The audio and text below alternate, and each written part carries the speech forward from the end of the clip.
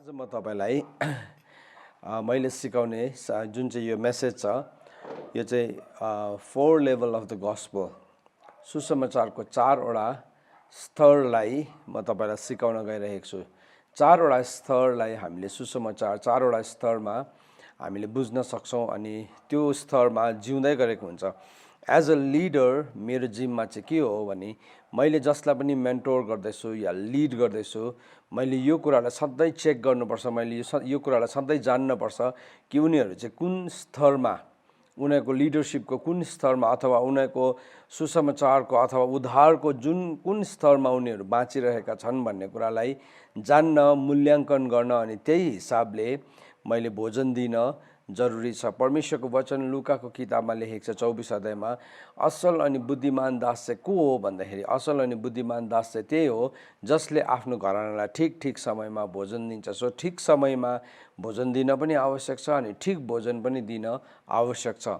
So एउटा चर्चलाई अथवा एउटा लिडरलाई, एउटा लिडरशिपमा तपाईँ अनि म हामी छौँ र हाम्रो लिडरशिपको अधीनमा विभिन्न स्तरको मानिसहरू हुन्छन् अनि ती मानिसहरूलाई हामीले कस्तो प्रकारले नेतृत्व गरिरहेका छौँ, के हामीले सबैलाई एउटै सामान्य नेतृत्व गरिरहेका छौँ या त्यसमा विभिन्न किसिमको नेतृत्वको आवश्यक छ।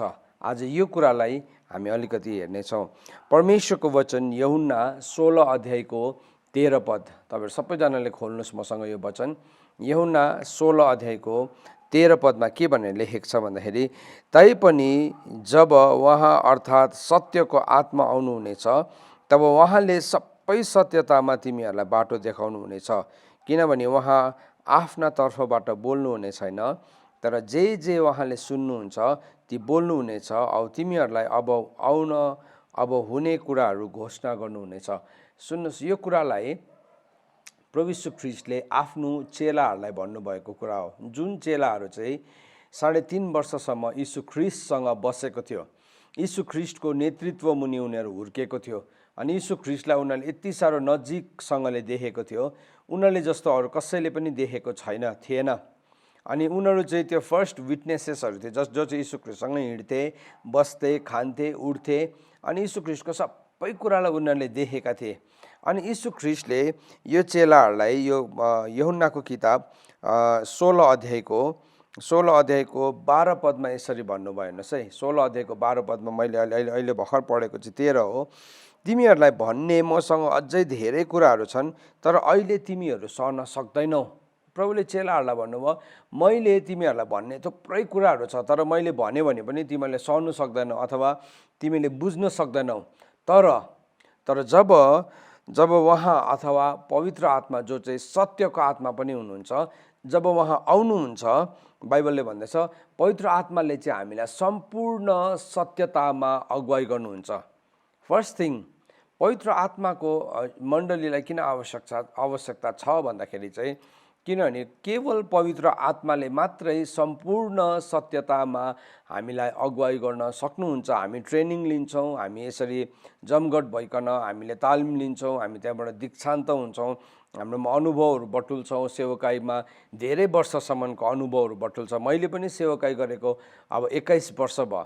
त्यो 21 वर्षमा धेरै अनुभवहरू बटुलेको हो तर त्यो अनुभवले चाहिँ हामीलाई कहिले पनि सम्पूर्ण सत्यतामा डोर्याउन सक्दैन, अगुवाई गर्न सक्दैन। हामीलाई धेरैपल्ट कस्तो लाग्छ भने मेरो अनुभवले मलाई सम्पूर्ण सत्यतामा अगुवाई गर्छ भनिकन अनि हामी धेरैपल्ट हाम्रो निर्णयहरू चाहिँ अनुभवको हिसाबले हामी लिने गर्छौँ अथवा हामीले कति शिक्षालाई हासिल गरेको छौँ, हामीले कतिवटा तालिमलाई हासिल गरेका छौँ त्यो हिसाबले हामी लिने गर्छौँ। तर प्रभु यीशु ख्रीष्टले आफ्नो चेलाहरूलाई भन्नुभयो तर जब उहाँ आउनुहुन्छ अथवा सत्यको आत्मा आउनुहुन्छ उहाँले चाहिँ हामीलाई सम्पूर्ण सत्यतामा अगुवाई गर्नुहुन्छ। सो पवित्र आत्माको काम नै चर्चमा पवित्र आत्माको रोल के हो, हाम्रो जीवनमा पवित्र आत्माको भूमिका के हो भन्दाखेरि चाहिँ उहाँले चाहिँ हामीलाई सम्पूर्ण सत्यतामा अगुवाई गर्नुहुन्छ। हेर्नुहोस् है, यो कुरा प्रभु यीशु ख्रीष्टले थर्ड पार्टीलाई भन्नुभएको होइन, अर्को मान्छेलाई चिठी लेखेर भन्नुभएको होइन, प्रभुले आफ्नै चेलाहरूलाई भन्दै हुनुहुन्छ। भन्नुको मतलब उनीहरू जुन सत्यतामा बढ्दै थियो अगाडि त्यो सत्यता सम्पूर्ण थिएन जबसम्म पवित्र आत्मा आउनु भएन। र चर्च हामी पनि धेरैपल्ट सत्यतामा हामी बढिरहेको जस्तो हामीलाई लाग्छौँ तर जबसम्म हामी पवित्र आत्माले हामी भरेका हुँदैन, जबसम्म पवित्र आत्माले चर्चलाई ओभरटेक गर्नुहुन्न तबसम्म चाहिँ चर्च चाहिँ अधुरो सत्यतामा बाँचिरहेको हुन्छ। यदि यीशु ख्रीष्टले आफ्नै चेलाहरू जसलाई चाहिँ उहाँले 3.5 वर्षसम्म तालिम दिनुभएको थियो, यदि यो कुरा उहाँले आफ्नो चर्चलाई भन्नुभयो, आफ्नै चेलाहरूलाई भन्नुभयो भने चाहिँ के हामीलाई उहाँले के भन्नुहुन्छ? हामी त धेरै जेनेरेसन पछाडि आएका व्यक्तिहरू हो। सो प्रभु यीशु ख्रीष्टसँगको त्यो उठ्ने बस्ने खाने त्यो अनुभवहरू फिजिकल्ली हाम्रो छैन, तर आज हामीसँग पवित्र आत्मा हुनुहुन्छ। अनि प्रभु यीशु ख्रीष्टले एक दिन के भन्नुभयो भन्दाखेरि चाहिँ उहाँले भन्नुभयो स्त्रीहरूको सन्तानबाट जन्मेकामा अहिलेसम्म यूहन्ना भन्दाखेरि महान कोही पनि छैन भनेर भन्नुभयो।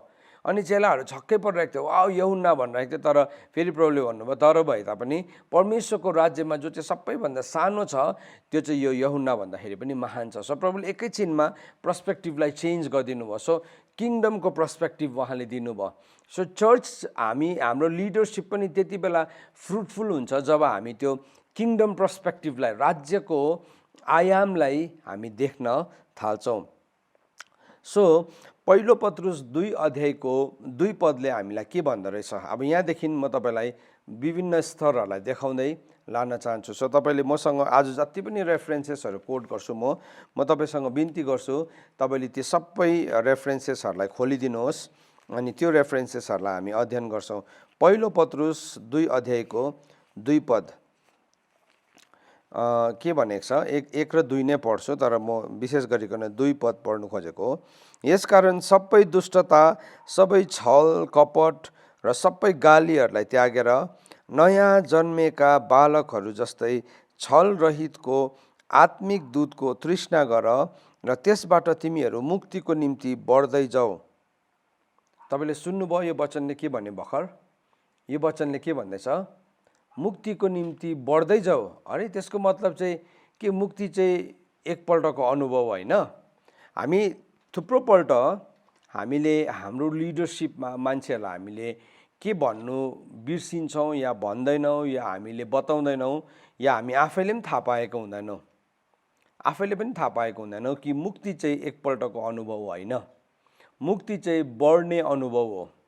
जसरी एउटा जन्मेको बालक जन्मेर त्यत्तिकै बस्दैन, तर त्यो बालक दिन प्रतिदिन बढ्छ, त्यस्तै प्रकारले मुक्ति पनि बढ्ने कुरा हो। It is a process of growth. अन्त बाइबलले सफासँगले भनेको छ तिमी मुक्तिको निम्ति बढ्दै जाऊ। यसरी लेखेको छ इङ्ग्लिसमा, like newborn infants long for the pure spiritual milk that by it you may grow up into salvation। तिमी त मुक्तिको निम्ति बढ्दै जाऊ भनेको छ, मुक्तिमा त तिमी बढ्दै जानु भनेको छ। तपाईँको बाइबलमा त्यस्तै लेखेको छ भन्ने कुरालाई म विश्वास गर्छु, किनभने हामी एउटै बाइबल पढ्छौँ। तर यो चाहिँ नि थुप्रोपल्ट नप्रचार गरेको विषय हो चर्चमा। एज अ लिडर हामीले यो कुरालाई थुप्रोपल्ट प्रचार गर्दैनौँ। अनि त्यो प्रचार नगरेको कारणले गर्दाखेरि हामी मान्छेहरूलाई सबैलाई एउटै नर्सरी क्लासमा नै या इन्फेन्ट क्लासमा नै हामी उसलाई राखिरहन्छौँ। अनि के हुन्छ, ऊ हुर्किसक्यो बढिसक्यो तर भए तापनि क्लास चाहिँ कहाँ छ? नर्सरी छ। सो एभ्री टाइम हामी मान्छेलाई आउँदै गर्दाखेरि हामी के प्रचार गर्छौँ भन्दाखेरि चाहिँ एउटै प्रचार गर्छौँ, पाप गर्नु हुँदैन, नराम्रो खानु हुँदैन, नराम्रो हेर्नु हुँदैन, नराम्रो सुन्नु हुँदैन, एक दिन स्वर्ग राज्य जाइन्छ। त्यति मात्रै। मैले थुप्रोपल्ट यस्तो पनि सुनेको छु, परमेश्वरको वचन त एकदम परमेश्वरको वचन त सिधा छ, गस्पल इज भेरी सिम्पल, त्यसले गर्दाखेरि त्यो सिम्पल गस्पललाई हामीले कम्प्लिकेटेड बनाउनु हुँदैन। बाइबलले भन्दैछ बढ्नु भन्ने कुरा, बढ्नु ग्रोथ चाहिँ एउटा प्रोसेस हो। हेर्नुहोस् है, हुर्किनु भन्ने एउटा प्रक्रिया हो। अनि तपाईँको घरमा यदि नानीहरू छ भने तपाईँले देख्नु भएको छ त्यो नानी हुर्किँदै जाँदाखेरि विभिन्न स्तरमा विभिन्न किसिमको चुनौतीहरूलाई तपाईँले अनुभव गर्नुहुन्छ, हो कि होइन भन्नुहोस् त? हामी गर्छौँ नि, विभिन्न किसिमको चुनौतीहरूलाई अनुभव गर्छ। जब त्यो दुधे बालक छ ठिकै छ, उसको अर्कै समस्या छ, उसले लगाएको डाइपरहरू घरिघरि फेरिदिरहनुपर्छ, त्यो एउटा समस्या छ। तर त्यो दुधे बालक चाहिँ अलिकति ठुलो भयो त्यहाँदेखि उसको अर्कै स्तरको समस्या हुन्छ। त्यहाँदेखि ऊ किशोर अवस्थामा पुग्यो, फेरि अर्कै किसिमको समस्या हुन्छ। फेरि ऊ जवान भयो, अर्कै किसिमको। आज विभिन्न आमा बाउहरूले विभिन्न किसिमको नानीलाई हुर्काउने विभिन्न किसिमको अनुभवहरूलाई समस्याहरूलाई झेलिराख्नु भएको छ। त्यो हामीले नझेलेको कुरा होइन, झेलिरहेको छौँ। त्यो झेल्दै गर्दाखेरि चाहिँ हामीले यो बुझ्नुपर्छ कि त्यस्तै प्रकारले यो स्पिरिचुअल मुक्तिको निम्ति बढ्नु भन्ने कुरामा पनि त्यही अनुभवहरू नै छ। सो बाइबलले भन्दैछ फेरि फिलिपीको किताब 2 अध्यायको 12 पद, फिलिपी 2 अध्यायको 12 पद, त्यसलाई पनि हामी हेर्छौँ। फिलिपी 2 अध्यायको 12, तपाईँले त्यो पनि खोलिदिनुहोस् मसँग। यहाँ यसो भनेर लेखेको छ, त्यसो हो भने हे मेरा प्रिय हो, जसरी तिमीहरूले सधैँ आज्ञा पालन गरेका छौ, मेरो उपस्थितिमा जस्तो मात्र होइन तर अब अरू बढी मेरो अनुपस्थितिमा डर र कम्पसाथ आफ्नो मुक्तिको काम पुरा गर्दै जाऊ। हेर्नुहोस्, आज मैले देखाएको वचनहरू च्यालेन्जिङ छ। 1-2वटा अघि फर्स्टमा त के भन्दै थियो, अघि त एउटा बालक जस्तै बढ्दै जाऊ भन्दैछ, फेरि यहाँ मुक्तिको काम पुरा गर्दै जाऊ। सो हामीलाई कसैले पनि यो भनेर एज अ लिडर हामीलाई ठग्नु हुँदैन, हामीले पनि ठग्नु हुँदैन। Salvation is a one time process भनेर अब उसले मुक्ति पाइहाल्यो, उसले विश्वास गरिहाल्यो, उसलाई त्यत्तिकै छोडिदिँदा भयो नि त? होइन। एउटा चर्चमा तपाईँको लिडरसिपको मुनि विभिन्न किसिमको मान्छेहरू हुर्किँदै गरेको हुन्छ। सो उसलाई एकपल्ट जन्मियो त्यति बेला हामी छोड्नु सक्दैनौँ। त्यो चाहिँ के, उसलाई हुर्काउनु पर्ने हुन्छ। पुरा परिपक्व मानिस बनाइन्जेलसम्म चाहिँ हामीले हुर्काउनु पर्ने हुन्छ। पौलले भनेको छ, जबसम्म तिमीहरूमा चाहिँ ख्रिस्टको रूप बनिँदैन तब चाहिँ मलाई प्रसुतिको वेदना जस्तै भएको छ। अर्को ठाउँमा के भनेको छ, जबसम्म हामी यीशु ख्रिस्टको विश्वासको र ज्ञानको एकतालाई हासिल गर्दैनौँ। सो त्यो ग्रोथ चाहिँ कहाँसम्म हो भन्दाखेरि चाहिँ त्यो हुर्किने कुरा चाहिँ यीशु ख्रिस्टको कदसम्म, जहाँ चाहिँ हामी विश्वासको र ज्ञानको एकतालाई हामी के गर्छौँ, हासिल गर्छौँ। त्यो कुरालाई हामीले जबसम्म हासिल गर्दैनौँ तबसम्म चाहिँ हामी बढिरहेको छौँ। It is a process, we are growing. मैले आज तपाईँसँग जुन नोट्सलाई सेयर गर्दैछु म तपाईँलाई बताउँदैछु, यो नोट्स पनि म तपाईँसँग सेयर गर्छु बादमा। तर अहिले तपाईँले लेख्नुहोस्, किनभने तपाईँले आफ्नै लेख्नु भएको र यो नोट्सलाई कम्पेयर गर्दाखेरि चाहिँ तपाईँलाई स्टडी गर्न सजिलो हुन्छ। हुनु त मेरो नोट्स इङ्ग्लिसमा बनाएको छु मैले। सो यहाँ बाइबलले भन्दैछ, मुक्तिको कामलाई तिमीले डर र कम्पको साथ पुरा गर्दै जाऊ। सो यो चाहिँ एउटा इजी, त्यतिकै ओके सेल्भेसन पायो, मुक्ति पायो अनि अब तिमी स्वर्ग पुगिन्छ भन्ने कुरा होइन। बाइबलले भनेको छ अन्तसम्म स्थिर रहनेले उद्धार पाउँछ। यस्तैको बिचमा यो कुराहरू नजान्दाखेरि चाहिँ थुप्रो अरू अनवान्टेड कुराहरू आउँछ, जस्तो कि वान सेभ्ड अलवेज सेभ्ड, एकपल्ट बचायो कहिले मुक्ति गुम्दैन भन्ने कुराहरू यहाँ बताउने मान्छेहरूले सिकाउने गर्छ। हेर्नुहोस्, फिलिपी 2:12ले त्यसो भनेको छैन। फिलिपी 2:12ले भन्दैछ, तिमीले डर र कम्पको साथ मुक्तिको कामलाई पुरा गर्दै जाऊ। फेरि मत्तीको किताब 24 अध्यायमा सायद 13 पदतिर भनेको छ कि अन्तसम्म स्थिर रहनेले उद्धार पाउँछ भनेको छ। सो यदि अन्तसम्म त्यो मान्छे स्थिर रहेन भने उद्धार पाउँदैन। सो बाइबलले हामीलाई सफा बताएको छ। रोमीको किताब 11 अध्यायको 22 पदमा भनेको छ, यदि हामी उहाँको कृपा मुनि रहिरह्यो भने हामी बचाइने छौँ, तर यदि हामी उहाँको कृपादेखि बाहिर गयो भने हामी बचाइँदैनौँ।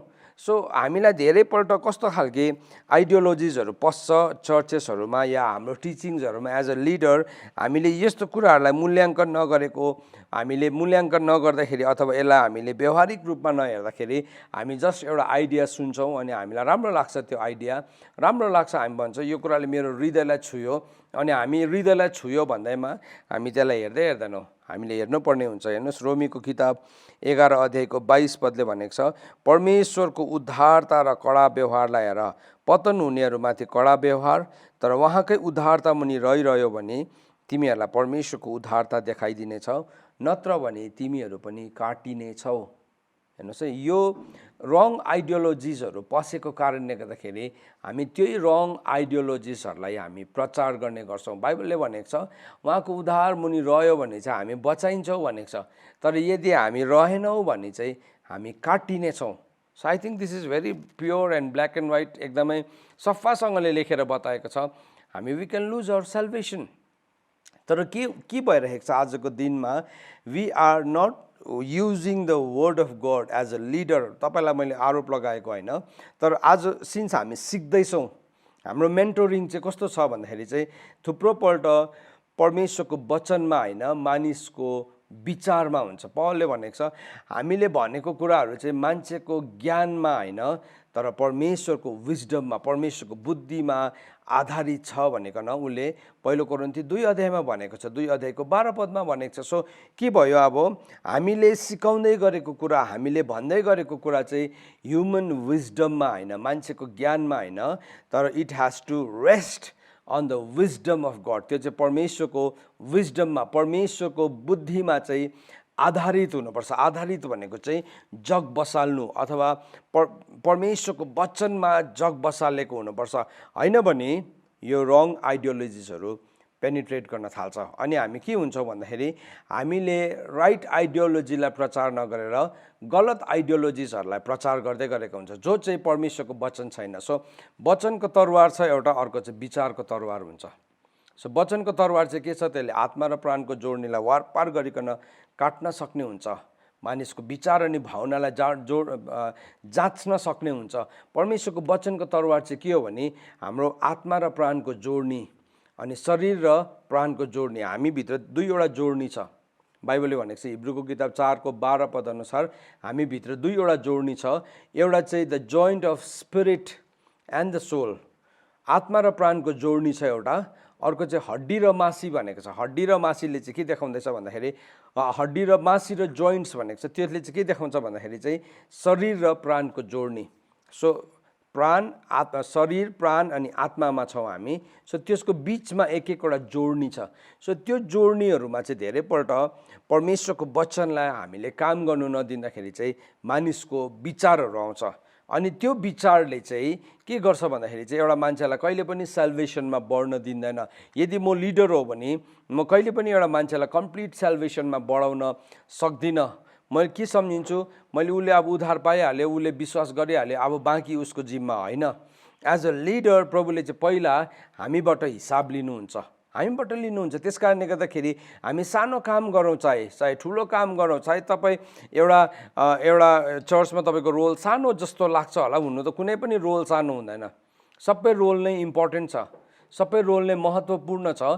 अनि त्यो रोललाई हामी के सम्झिन्छौँ, सानो ठुलो छ अनि मैले गरिनँ भने उसले गरिहाल्छ, होइन। प्रभुले दिनुभएको हरेक कुराको चाहिँ एक दिन हामीले एक एकवटा तोडाको हामीले हिसाब दिन नै पर्ने हुन्छ।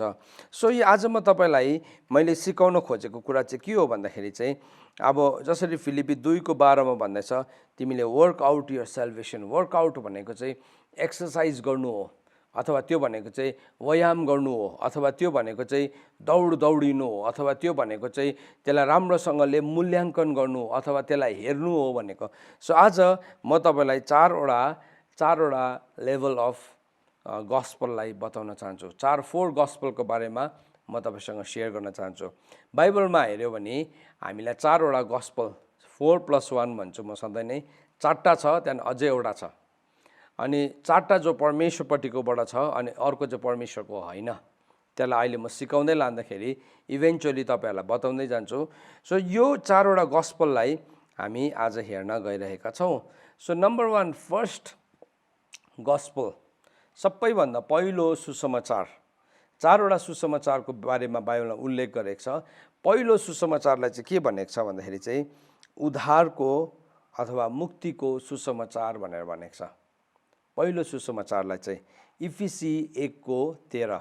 सो म आज तपाईँलाई जति पनि भन्छु म मेरो विचार राख्दिनँ, आई जस्ट तपाईँलाई म सबै कुराको रेफरेन्स दिन्छु। त्यसले गर्दाखेरि तपाईँले लेख्नुहोस् यो रेफरेन्स अनि तपाईँ आफैले स्टडी गर्नुहोस्।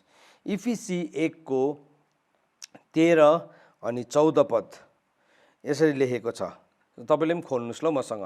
इफिसी 1:13 अनि 14 पद, तिमीहरू जसले सत्यको वचन अर्थात् आफ्नो मुक्तिको सुसमाचार सुन्यौ र उहाँमा विश्वास गर्यौ, उहाँमा नै तिमीहरूलाई प्रतिज्ञा गरिएका पवित्र आत्माको छाप पनि लगाएको थियो र परमेश्वरको आफ्नो सम्पत्ति अर्थात् हामीले पूर्ण उद्धार, हेर्नुहोस् त फेरि त्यहाँ के छ, पूर्ण उद्धार, कम्प्लिट सेल्भेसन भनेको छ, पूर्ण उद्धार।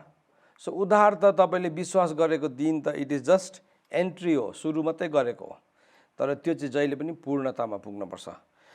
हाम्रो पूर्ण उद्धार नपाएसम्म उहाँको महिमाको प्रशंसाको निम्ति पवित्र आत्मा हाम्रो उत्तराधिकारको बैना हुनुहुन्छ। अहिले मैले पढेको इफिसी 1:13 अनि 14 पद।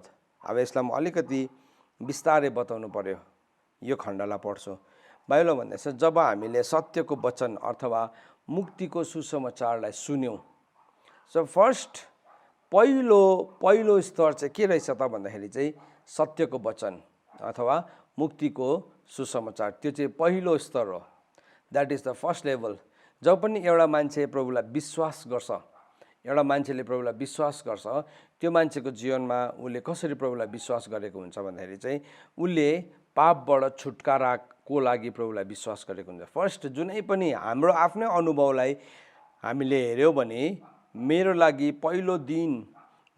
जब मैले पहिलोपल्ट प्रभुलाई विश्वास गरेँ, त्यो पहिलोपल्ट विश्वास गर्दै गर्दाखेरि मेरो जीवनमा एउटा मुक्तिको उमङ्ग थियो, यस्तो हर्ष थियो मुक्तिको। केसको लागि हर्ष थियो भन्दाखेरि चाहिँ मेरो सबै पाप के भयो, क्षमा भयो। सो त्यसलाई के भन्छ, गस्पल अफ सेल्भेसन भन्छ। सो त्यसलाई चाहिँ छुटकारा पनि भन्छ हामी। त्यो चाहिँ पहिलो स्तर हो।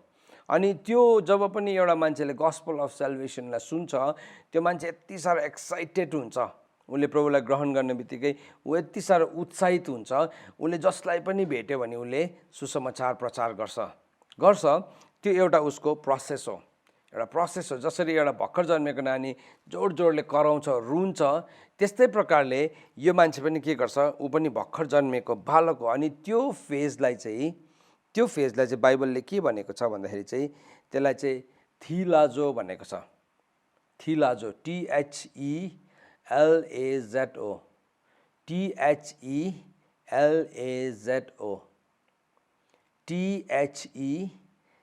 THELAZO, थिलाजो भनेको छ।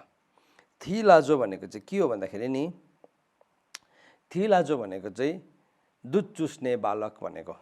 दुध चुस्ने, एउटा नानी जन्मिने बित्तिकै उसले आमाको दुध खान्छ है, के भयो, दुध चुस्ने बालक हो त्यो चाहिँ। अनि मत्तीको किताब 21 अध्यायको 16 पदमा त्यो शब्दलाई उल्लेख गरेको छ। मत्तीको किताब 21 अध्यायको 16 पदमा। अनि प्रभु यीशु ख्रीष्टलाई ती मानिसहरूले सोधे, तिमीले सुन्दैछौ यिनीहरूले के भन्दैछ? अनि यीशुले भन्नुभयो, हो म सुन्दैछु। के तिमीले कहिले पढेको छैनौ है, बालकहरूको अनि दुध चुस्ने बालकहरूको मुखबाट चाहिँ मैले प्रशंसालाई तयारी गरेको छु। त्यो दुध चुस्ने बालक भन्ने जुन चाहिँ वर्डलाई युज गरेको छ, त्यो चाहिँ भर्खर गस्पल अफ सेल्भेसनलाई रिसिभ गर्ने व्यक्ति हो। सो एउटा मान्छे जब पनि प्रभुलाई विश्वास गर्छ, उसको स्टेज वानलाई चाहिँ त्यसलाई चाहिँ थिलाजो भन्छ। यो अहिले मैले थिलाजो भनेको चाहिँ ग्रिक भाषामा हो। सुन्नुहोस् है, हामीले गहिरो रूपमा हामीले बढ्न जरुरी छ, होइन भने चाहिँ हामी जति जानेको छौँ हामी त्यतिमै हामी बसिरहन्छौँ है। तर हामीले खोज्न जरुरी छ, हामीले खोज्यो भने भेटाउँछौँ। बाइबलमा चारवटा स्तर नै बताएको छ एउटा व्यक्तिको जीवनमा।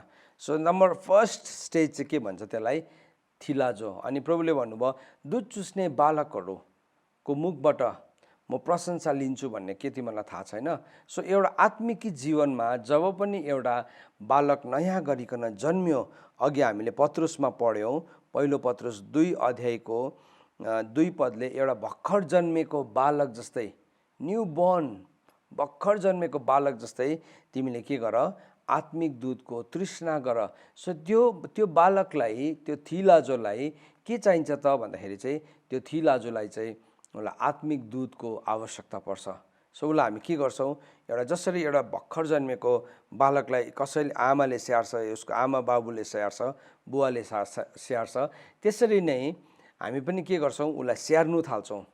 उसलाई हामी परमेश्वरको कुराहरूमा बढाउन थाल्छौँ, परमेश्वरको सत्यतामा उसलाई बढाउन थाल्छौँ। सो के हुन्छ, त्यो नानीलाई हामी एकदम इन्टेन्सिभ केयर दिन्छौँ। उसले त्यो भर्खर जन्मेको नानी रुन्छ, उसको भाषा केही पनि हुँदैन, तर आमाले के गर्छ, आमाले थाहा पाउन थाल्छ, यति बेला उसलाई भोक लागेको। धेरैपल्ट बुवाले पनि थाहा पाउँदैन, तर आमाले थाहा पाउँछ, यो रुखको चाहिँ के हो, उसलाई भोक लाग्यो। सो उसलाई भोक लागिरहेको छ अनि ऊ रुन्दैछ। सो जब उसलाई आमाले थाहा पायो, उसलाई दुध खुवाइदिन्छ, के हुन्छ, त्यो नानी सन्चो हुन्छ किनभने उसको त्यति मात्रै जान्दैछ, उसले रुन्छ कराउँछ त्यति मात्रै जान्दैछ, बोल्नु पनि जान्दैन। त्यहाँदेखि के भयो, उसको डाइपर भिज्यो, उसको लुगा भिज्यो भने त्यहाँ पनि रुन्छ, उसलाई चिसो लाग्यो भने पनि रुन्छ, उसलाई गरम भयो भने पनि रुन्छ, उसलाई भोक लाग्यो भने पनि रुन्छ। तर आमाले कुन चाहिँ रुवाई कस्तो किसिमको हो भन्ने कुरालाई उसले थाहा पाउँछ। सो त्यो चाहिँ के हो, एउटा फेज हो, त्यो चाहिँ एउटा फेज हो। अनि त्यो फेजबाट चाहिँ एउटा बालक बढ्दै गरेको हुन्छ, एउटा आत्मिकी प्रभुलाई विश्वास गर्ने बालकहरू। तपाईँको मण्डलीमा, तपाईँको नेतृत्वमा कतिजना यस्तो बालकहरूलाई तपाईँले अहिले मैले भन्दै गर्दाखेरि आइडेन्टिफाई गर्न सक्नुहुन्छ? आइडेन्टिफाई, उसको विचार चाहिँ प्रभुमा परिपक्व भएको विश्वासीको जस्तो हुँदैन। सो त्यो नहुँदाखेरि हामी धेरैपल्ट नबुझ्दाखेरि के गर्छौँ, हामी मिसट्रिट गर्छौँ त्यस्ताहरूलाई, मिसट्रिट गर्छौँ या कि त हामी प्याम्पर गर्छौँ। दुईवटा कुरा गर्छौँ, कि चाहिँ हामीले उसलाई दुर्व्यवहार देखाउँछौँ, कि चाहिँ हामी उसलाई एकदमै बेसी लाडे बनाउँछौँ है। त्यो नानीलाई इन्टेन्सिभ केयर चाहिएको छ, हामीले दिनुपर्ने हुन्छ पुरा। त्यति बेला चाहिँ पुरा सुरक्षा हुनु पर्यो। त्यो भर्खर जन्मेको बालकलाई हामी झुटा शिक्षादेखि बचाउँछौँ, थुप्रो कुराहरूदेखि हामी बचाउँछौँ। अनि परमेश्वरको आत्मिक दूध खुवाउँछ उसलाई अरू कुराहरू खुवाउँदैन, उसलाई विचारहरू। सो के हुन्छ भन्दाखेरि चाहिँ कतिजना मान्छेले चाहिँ त्यस्तो हुँदै गरेको बेलामा मानिसहरूलाई के गर्छ, गलत कुराहरू सिकाउँछ अथवा गलत उदाहरणहरू देखाउँछ। अनि उसले त त्यही सिक्छ, एउटा नानीले मातृभाषालाई सिक्छ, आमाले बोल्ने भाषालाई सिक्छ। सो तपाईँको नेतृत्व मुनि मानिसहरू आएको छ, तपाईँ त्यो नेतृत्वको एउटा आमा जस्तै हो। अनि तपाईँले जुन भाषालाई बोल्दै हुनुहुन्छ त्यो बालकले पनि त्यही भाषालाई टिप्नु थाल्छ बिस्तारै बिस्तारै। थाहै हुँदैन, त्यो बालकलाई पनि थाहा हुँदैन, आमालाई पनि थाहा हुँदैन, तर उसले के गर्छ, उसले त्यो लेभलको कुरालाई टिप्न थाल्छ। सो यो चाहिँ के हो, यसलाई चाहिँ थिलाजो भन्छ। थिलाजो भनेको चाहिँ भर्खर जन्मेको एउटा बालक जस्तै, ऊ भर्खर जन्मेको। सो के हुँदैछ, ऊ बढ्दैछ, हि इज ग्रोइङ अथवा सी इज ग्रोइङ, ऊ बढ्दैछ बढ्दैछ बढ्दैछ बढ्दैछ। त्यो एउटा ठाउँ हो, त्यो एउटा ठाउँ। सो त्यो फर्स्ट फेजको एउटा सिजन छ। तपाईँले त्यो नानीलाई डाइपर लगाइदिनुहुन्छ, तर त्यो डाइपर चाहिँ तपाईँले कति वर्षसम्म लाउनुहुन्छ, 2 वर्ष है या 3 वर्ष, त्यत्रो त लाउँदैन पनि, तर कतिले लाउँछ पनि। सो के भयो, उसलाई अब त्यहाँसम्म। तर तपाईँको नानीले चाहिँ अब 4 वर्ष 5 वर्ष 6 वर्ष 7 8 वर्ष पुग्दाखेरि पनि डाइपर लाउँदैछ भने चाहिँ अब के हुँदैछ, त्यहाँ समस्या छ। आज थुप्रो थिलाजोहरू चर्चमा छ जो चाहिँ 20 वर्षमा पनि डाइपर नै लगाइरहेको छ। किन भन्दाखेरि हामीले त्यसलाई नबुझेको कारणले गर्दाखेरि, हामीले त्यसलाई सही नेतृत्व दिन नजानेको कारणले गर्दाखेरि त्यो भइरहेको छ। अब दोस्रो स्तर छ, सेकेन्ड लेभल। त्यही व्यक्ति चाहिँ अब कहाँ बढ्नुपर्छ त, अथवा हामीले त्यो व्यक्तिलाई कहाँ बढाउनुपर्छ त भन्दाखेरि चाहिँ दोस्रो लेभल चाहिँ के हो भन्दाखेरि चाहिँ गस्पल अफ पिस, मिलापको सुसमाचार। सुन्नुहोस् है, दोस्रो लेभल चाहिँ गस्पल अफ पिस हो। सो यो मिलापको सुसमाचार चाहिँ बाइबलमा कहाँ लेखेको छ भन्दाखेरि इफिसीको किताब 6 अध्यायको 15 पद। इफिसीको किताब 6 अध्यायको 15 पदमा भनेको छ, यसरी भनेको छ, and as shoes for your feet having put on the readiness given by the gospel of piece.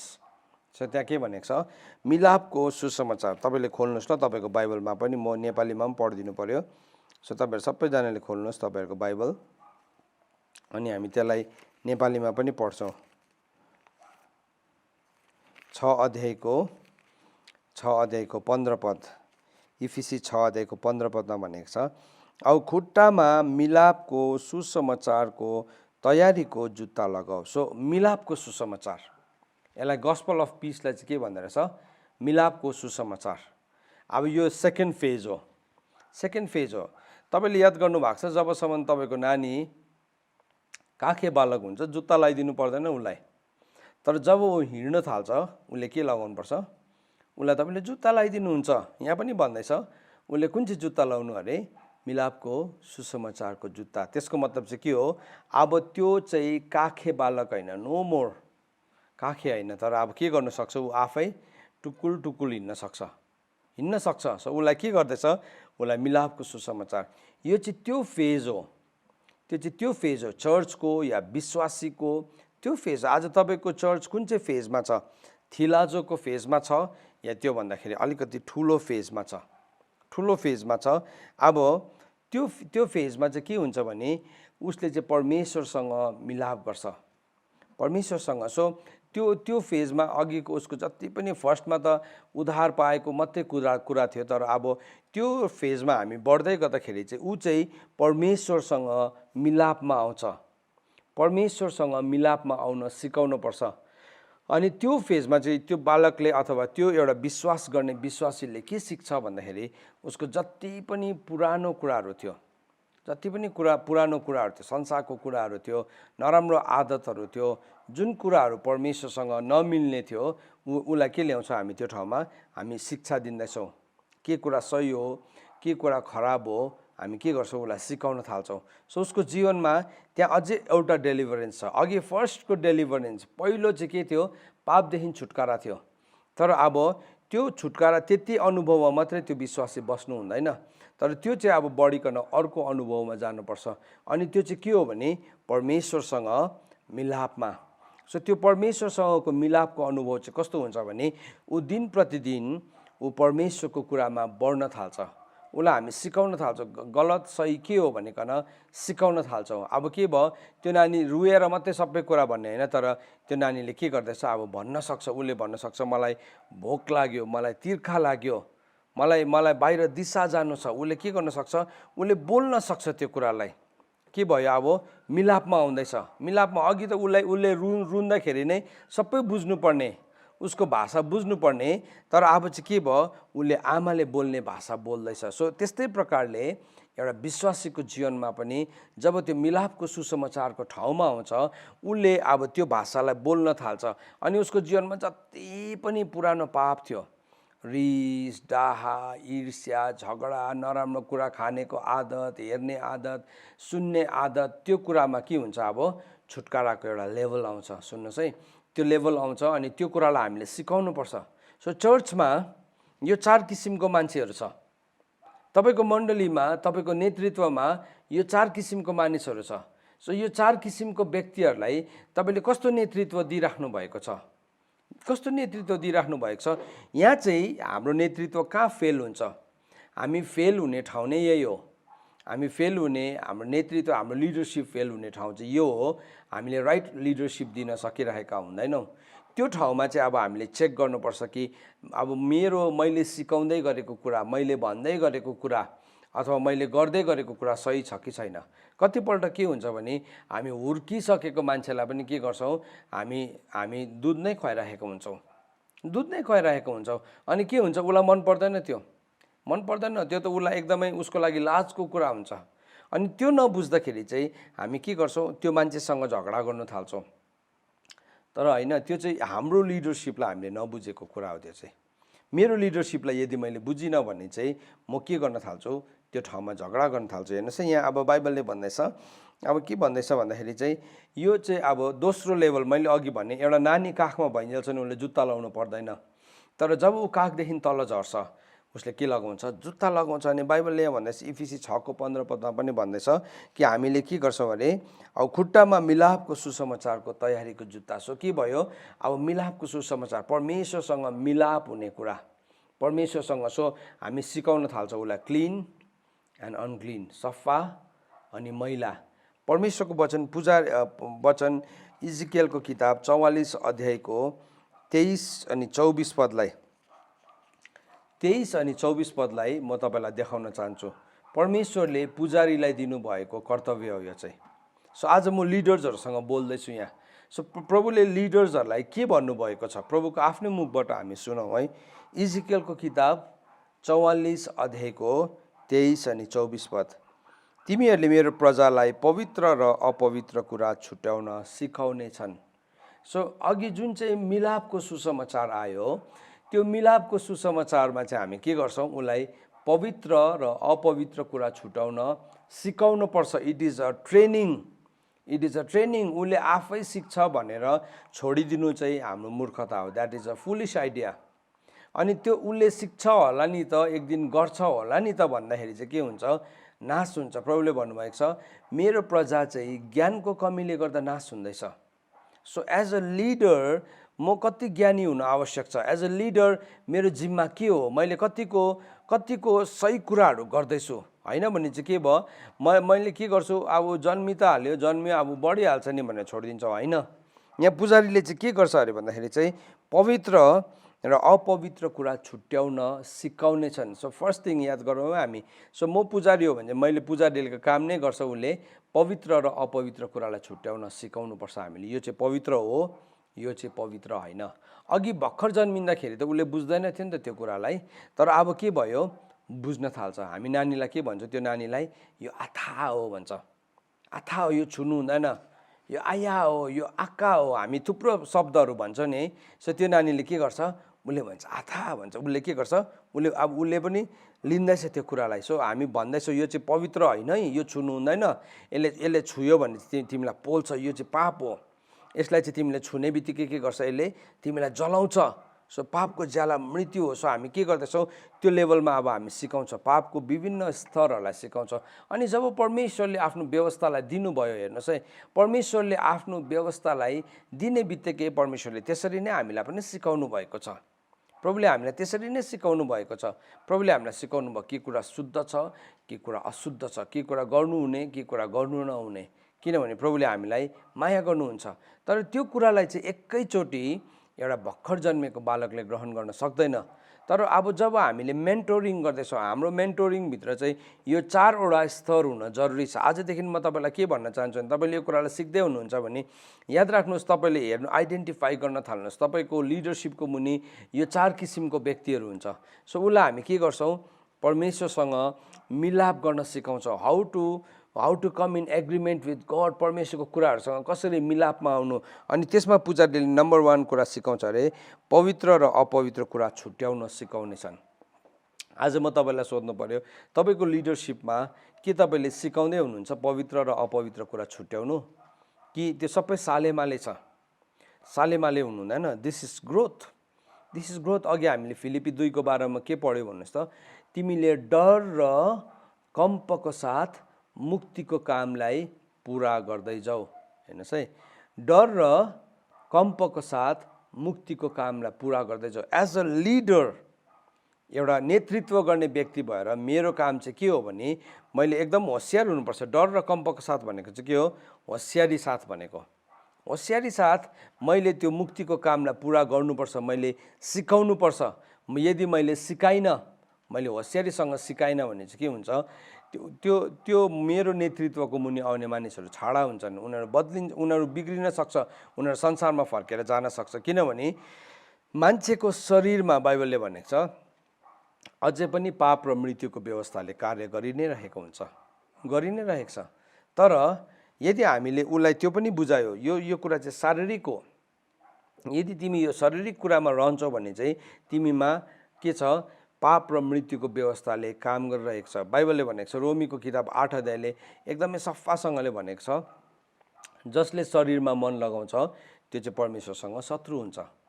शरीरमा मन लगाउनु चाहिँ परमेश्वरसँग शत्रुता हो। शरीरमा मन लगाउनेहरूले परमेश्वरलाई खुसी तुल्याउन सक्दैन। गलातीको किताब 5 अध्यायमा पनि यो कुराले लेखेको छ। सो के भयो, हामी त्यो कुरालाई सिकाउन थाल्छौँ, हेर यो यस्तो हो, शरीरमा मन लगाउनु चाहिँ परमेश्वरसँगको शत्रुता हो। म तपाईँलाई इक्जाम्पल दिनु पर्यो, तपाईँले खोल्नुहोस् मसँग यो एउटा औला, या तपाईँले बुकमार्क राखिकन इजिकेल 44मा हामी रोमीमा जाउँ। रोमीको किताब 8 अध्यायमा हामी जाउँ। रोमीको किताब 8 अध्यायमा हामी गएर हेऱ्यो भने त्यहाँ के भनेर लेखेको छ भने 8को 4देखि अथवा 1देखि नै पढ्छु। यसकारण अब ख्रीष्ट यीशुमा भएकोहरूलाई दण्डको आज्ञा छैन, किनभने यीशुमा जीवनको आत्माको व्यवस्थाले मलाई पाप र मृत्युको व्यवस्थाबाट स्वतन्त्र गराएको छ। सो 2वटा व्यवस्था छ, 2वटा ल छ। सो प्रभुले चाहिँ मलाई जीवन र आत्माको व्यवस्थाद्वारा पाप र मृत्युको व्यवस्थादेखि चाहिँ स्वतन्त्र गराउनु भएको। व्यवस्था हटेको होइन, तर के भयो, 2वटा ल थियो। एउटा चाहिँ सिन एन्ड डेथ, पाप र मृत्युको व्यवस्था, अर्को चाहिँ जीवन र आत्माको व्यवस्था छ। सो जीवन र आत्माको व्यवस्थाद्वारा उहाँले मलाई पाप र मृत्युको व्यवस्थादेखि स्वतन्त्र गराउनु भएको छ भनेको परमेश्वरको वचनले भनेको छ। हेर्नुहोस् है, यो कुरालाई ध्यान दिएर सुन्नुहोस् है तपाईँले। प्रभु यीशु ख्रीष्टमा हुनेहरूलाई दण्डको आज्ञा छैन, त्यति मात्रै भनेको छैन, तर त्यहाँ 2वटा व्यवस्थाको कुरा गरेको छ। अनि यहाँ भन्दैछ, किनकि शरीरबाट कमजोर हुँदा व्यवस्थाले जे कुरा गर्न सकेन, त्यो पाप त्यो परमेश्वरले पाप भएको शरीरको रूपमा पापैको एक भेटी जस्तै आफ्नो निज पुत्रलाई पठाइकन शरीरमा पापलाई दोषी ठहराउनु भयो। यसैले हामी शरीर अनुसार चल्नेहरूमा होइन तर आत्मा अनुसार चल्नेहरूमा व्यवस्थाको धार्मिक विधान पुरा होस्। सो बाइबलले भन्दैछ अब यहाँ सिकाउँदैछ पुजारीले, तपाईँ पुजारी हुनुहुन्छ, तपाईँ एउटा मेन्टोर हुनुहुन्छ, तपाईँ एउटा लिडर हुनुहुन्छ। सो तपाईँले पवित्र र अपवित्र कुराको भिन्नतालाई बुझाउँदै हुनुहुन्छ। यो दुईटा डिफ्रेन्सलाई जबसम्म हामीले मान्छेलाई बुझाउँदैनौँ, बाहिर भएको प्रवृत्ति नै जहिले पनि बाहिर आउँछ, शरीरको प्रवृत्ति। अनि शरीरको प्रवृत्तिले चाहिँ बाइबलले भन्दैछ त्यो चाहिँ मृत्युको व्यवस्थामा काम गर्छ, मृत्युको व्यवस्थामा काम गर्छ। यही रोमीको किताब 7 अध्यायमा हामीले गएर हेऱ्यौँ भने हामीले 13 अनि 14 12, 13, 14 पदलाई पढ्यौँ भने यसो भनेर लेखेको छ, यसकारण त व्यवस्था पवित्र छ, अब आज्ञा चाहिँ पवित्र, धर्मी र असल छ। तब के असल छ त्यो मेरो निम्ति चाहिँ मृत्यु भयो? त्यसो नहोस्। तर जो असल छ त्यसद्वारा मेरो निम्ति मृत्यु उत्पन्न गरेकोले पाप चाहिँ पापै देखा परोस् कि आज्ञाद्वारा चाहिँ पाप अति पापी ठहरियोस्। किनकि हामी जान्दछौँ कि व्यवस्था आत्मिक हो तर म चाहिँ शारीरिक हो। सो बाइबलले भन्दैछ म जान्दैछु नि व्यवस्था त आत्मिक हो तर म चाहिँ शरीरमा छु। अनि शरीरमा चाहिँ के छ? अब शरीरमा चाहिँ शारीरिक मृत्युको व्यवस्थाले काम गरिरहेको छ। किनकि जो म गर्छु सो म जान्दिनँ, किनभने किनभने गर्न मन लागेको काम म गर्दिनँ, तर जो म घृणा गर्छु त्यही म गर्छु। तर गर्न मन लागेको म गर्दछु भने यो ठिक छ भने म व्यवस्थासँग सहमत हुन्छु। यसैले त अब त्यो फेरि गर्ने म होइन तर ममा बास गर्ने पाप रहेछ। किनकि मलाई थाहा छ कि ममा अर्थात् मेरो शरीरमा केही असल कुराले बास गर्दैन। शरीरमा बाइबलले भन्दैछ शरीरमा केही असल कुराले बास गर्दैन, किनभने इच्छा गर्ने चाहिँ मसित हाजिरै छ तर असल काम गर्ने चाहिँ छैन। किनभने असल काम जो म गर्न चाहन्छु त्यो म गर्दिनँ, तर खराब काम जो म गर्न चाहन्न त्यही म गर्छु। तर जो म इच्छा गर्दिनँ त्यही गर्छु भने अब गर्ने त्यो अब म होइन तर म भित्र बास गर्ने पाप हो। सो बाइबलले भन्दैछ 21 पदमा हेर्नुहोस् है, तब असल गर्न इच्छा मलाई हुँदा पनि खराबी मसित हाजिरै हुँदो रहेछ भन्ने नियम म पत्ता लगाउँछु। किनकि मेरो अन्तस्करणले म परमेश्वरको व्यवस्थामा आनन्दित हुन्छु। मेरो बुद्धिको व्यवस्थाको विरुद्ध लडाइँ गर्ने मेरो इन्द्रियहरू रहेको पापको अधीनमा भएको व्यवस्थाको बन्धनमा मलाई ल्याउने मेरा इन्द्रियहरूमा भिन्नै व्यवस्था देख्छु। सो यहाँ हेर्नुहोस्, यो भन्दाखेरि एकैचोटि यो खण्डलाई पढ्दाखेरि कतिजनालाई यो खण्ड कहिले बुझ्दैन, यति साह्रो कानुनी हिसाबले लेखेको छ। तर एउटा सिम्पल लाइनमा भन्नु हो भने चाहिँ हामी दुईवटा व्यवस्थामा बाँचिरहेको छौँ। बाहिर जुन चाहिँ शरीर छ, शरीर चाहिँ मृत्युकै व्यवस्थामा काम गर्न चाहन्छ। जस्तो कि उदाहरणको लागि एउटा बालकलाई ल्याउनुहोस्, तपाईँले तपाईँको घरको बालकलाई, अनि त्यो बालकलाई दिनभरि उसकै इच्छामा छोडिदिनुहोस्। दिनभरि उसले के गर्दो रहेछ भनेकन उसलाई केही पनि नगर्नुहोस्, तपाईँले उठेकोदेखि केही पनि नगर्नुहोस्, तपाईँले के देख्नुहुन्छ? त्यो बालकले उठेर मुख धुँदैन, उसले ब्रस गर्दैन, उसको खाना टाइममा खाँदैन, उसले केही पनि सही प्रकारले गर्दैन, किनभने त्यो बालक अनट्रेन्ड हो, अनस्किल्ड हो, सिकाएको छैन। सो उसले के गर्छ? उसले ब्रस पनि गर्दैन, खाना पनि टाइममा खाँदैन, ऊ दिनभरि सुतिरहन्छ, उसको रुम पनि सफा गर्दैन, उसलाई केही मतलब नै हुँदैन, केही पनि मतलब हुँदैन। तर तपाईँ आमा या बुवा आइकन त्यो नानीलाई सिकाउनुहुन्छ, जाऊ गएर ब्रस गर, जाऊ गएर मुख धुवा, जाऊ अब खाना खानु आऊ इत्यादि भनिरहनुपर्छ। अनि त्यो चाहिँ के हो भन्दाखेरि चाहिँ त्यो जुन कुरा गर्न गलत छ त्यो बालकले त्यही नै रोज्छ, किनभने ऊ चाहिँ शरीरको व्यवस्थामा काम गरिरहेको हुन्छ। अथवा हाम्रै जीवनमा पनि हामी त्यत्तिकै बस्यौँ, सङ्गति पनि गएनौँ, त्यत्तिकै हामी बसिरह्यो भने के हुन्छ? त्यो मान्छेको आत्मा बिस्तारै फेरि शारीरिक कुराहरूमा ढल्किन्छ। सो मेरो जिम्मा एज अ लिडर मेरो जिम्मा चाहिँ के हो भन्दाखेरि चाहिँ मेरो नेतृत्व मुनि भएका मानिसहरूलाई म के गर्छु? शुद्ध र अशुद्धको भिन्नतालाई बुझाउँछु। सो म उसलाई के सिकाउँछु भन्दाखेरि हेर, यो शरीरमा चाहिँ एउटा मृत्युको व्यवस्थाले काम गरिरहेको छ। शरीरलाई त्यत्तिकै छोडिदियो भने यसले कहिले पनि परमेश्वरको कुरामा आउनु सक्दैन, त्यो कहिले पनि परमेश्वरको व्यवस्थाको अधीनमा आउन सक्दैन। सो म उसलाई सिकाउँछु। रोमीको किताब 8 अध्यायमा मैले अघि पढ्दै थिएँ, किनभने 8 अध्यायको 5देखि, किनभने शरीर अनुसार चल्नेहरूले शरीरको कुरामा, तर आत्मा अनुसार चल्नेहरूले आत्माको कुरामा मन लगाउँदछ। किनभने शरीरमा मन लाउनु चाहिँ मृत्यु हो, तर आत्मामा मन लाउनु चाहिँ जीवन र शान्ति हो। किनभने शरीरतिर लागेको मन चाहिँ परमेश्वरतर्फको शत्रुता हो, किनकि त्यो परमेश्वरको व्यवस्थाको अधीन हुँदैन, औ न त यो कहिले हुन सक्दछ। सफासँगले लेखेको छ 8को 7 पदमा भन्दैछ। सो म के गर्दैछु, उसलाई एउटा शारीरिक हिसाबले उसले परमेश्वरको कुरालाई हेर्छ भने म उसलाई बुझाउन थाल्छु, हेर शरीरमा मन लाउनु चाहिँ के हो, परमेश्वरसँगको शत्रुता हो। हामी परमेश्वरसँग त मिलापमा आउनुपर्ने हो नि त। सो दोस्रो लेभल अफ गस्पल चाहिँ के हो, त्यो चाहिँ के हो, गस्पल अफ पिस हो, परमेश्वरसँग मिलापमा आउनुपर्ने। तर त्यति बेला चाहिँ अब म उसलाई सिकाउँदैछु एउटा पुजारी भइकन, एउटा लिडर भइकन, कि तिमी शारीरिक व्यवस्थामा होइन, किनभने शारीरिक व्यवस्था त जहिले पनि परमेश्वरको व्यवस्थाको अधीनमा बस्दैन, त्यसले त जहिले पनि विरोध गर्छ। शरीरमै छोड्यो भने उसलाई प्रार्थना गर्नु मन पर्दैन, उसलाई फास्टिङ बस्नु मन पर्दैन, उसलाई सङ्गति मन पर्दैन, उसलाई झर्को लाग्छ। सो अब तपाईँको वरिपरि, मैले अहिले यो सिकाउँदै गर्दाखेरि तपाईँको वरिपरि मान्छेलाई हुँदाखेरि एज अ लिडर तपाईँले चेक गर्न सक्नुहुन्छ। तर तपाईँ पनि उनीहरूसँगै लागेर उनीहरू जस्तै भइदिनु भयो भने चाहिँ के भयो, अब तपाईँले के गर्नुभयो, उनीहरूलाई कहिले पनि गस्पल अफ पिसमा लिड गर्नु भएन। तपाईँ उनीहरूसँगै लागेर उनीहरू जस्तै भइदिनु भयो, तपाईँले उदाहरणलाई सेट गरिनँ, मैले उदाहरणलाई सेट गरिनँ, म मेरो घरको बाउ हो र मैले उदाहरणलाई सेट गरिनँ भने चाहिँ के हुन्छ, म मेरो छोराछोरीलाई जस्तो मनपर्छ त्यस्तै गर्नु थाल्यो भने चाहिँ के हुन्छ, मेरो पनि आत्मिक जीवन कमजोर हुन्छ अनि उनीहरू विनाशमा पुग्छ। किनभने उनीहरूलाई त थाहै छैन, तर मलाई त थाहा छ नि त। सो एज अ लिडर तपाईँ र मैले जान्नुपर्छ कि वेयर आर वी हेडिङ, हामी कहाँ जाँदैछौँ, हाम्रो चर्च कहाँ जाँदैछ, हाम्रो नेतृत्व कहाँ जाँदैछ भन्ने कुरालाई हामीले हेर्नुपर्छ। यो चाहिँ केवल एउटा लिडरलाई मात्रै होइन, तर यो घरभित्र पनि अप्लाई हुन्छ।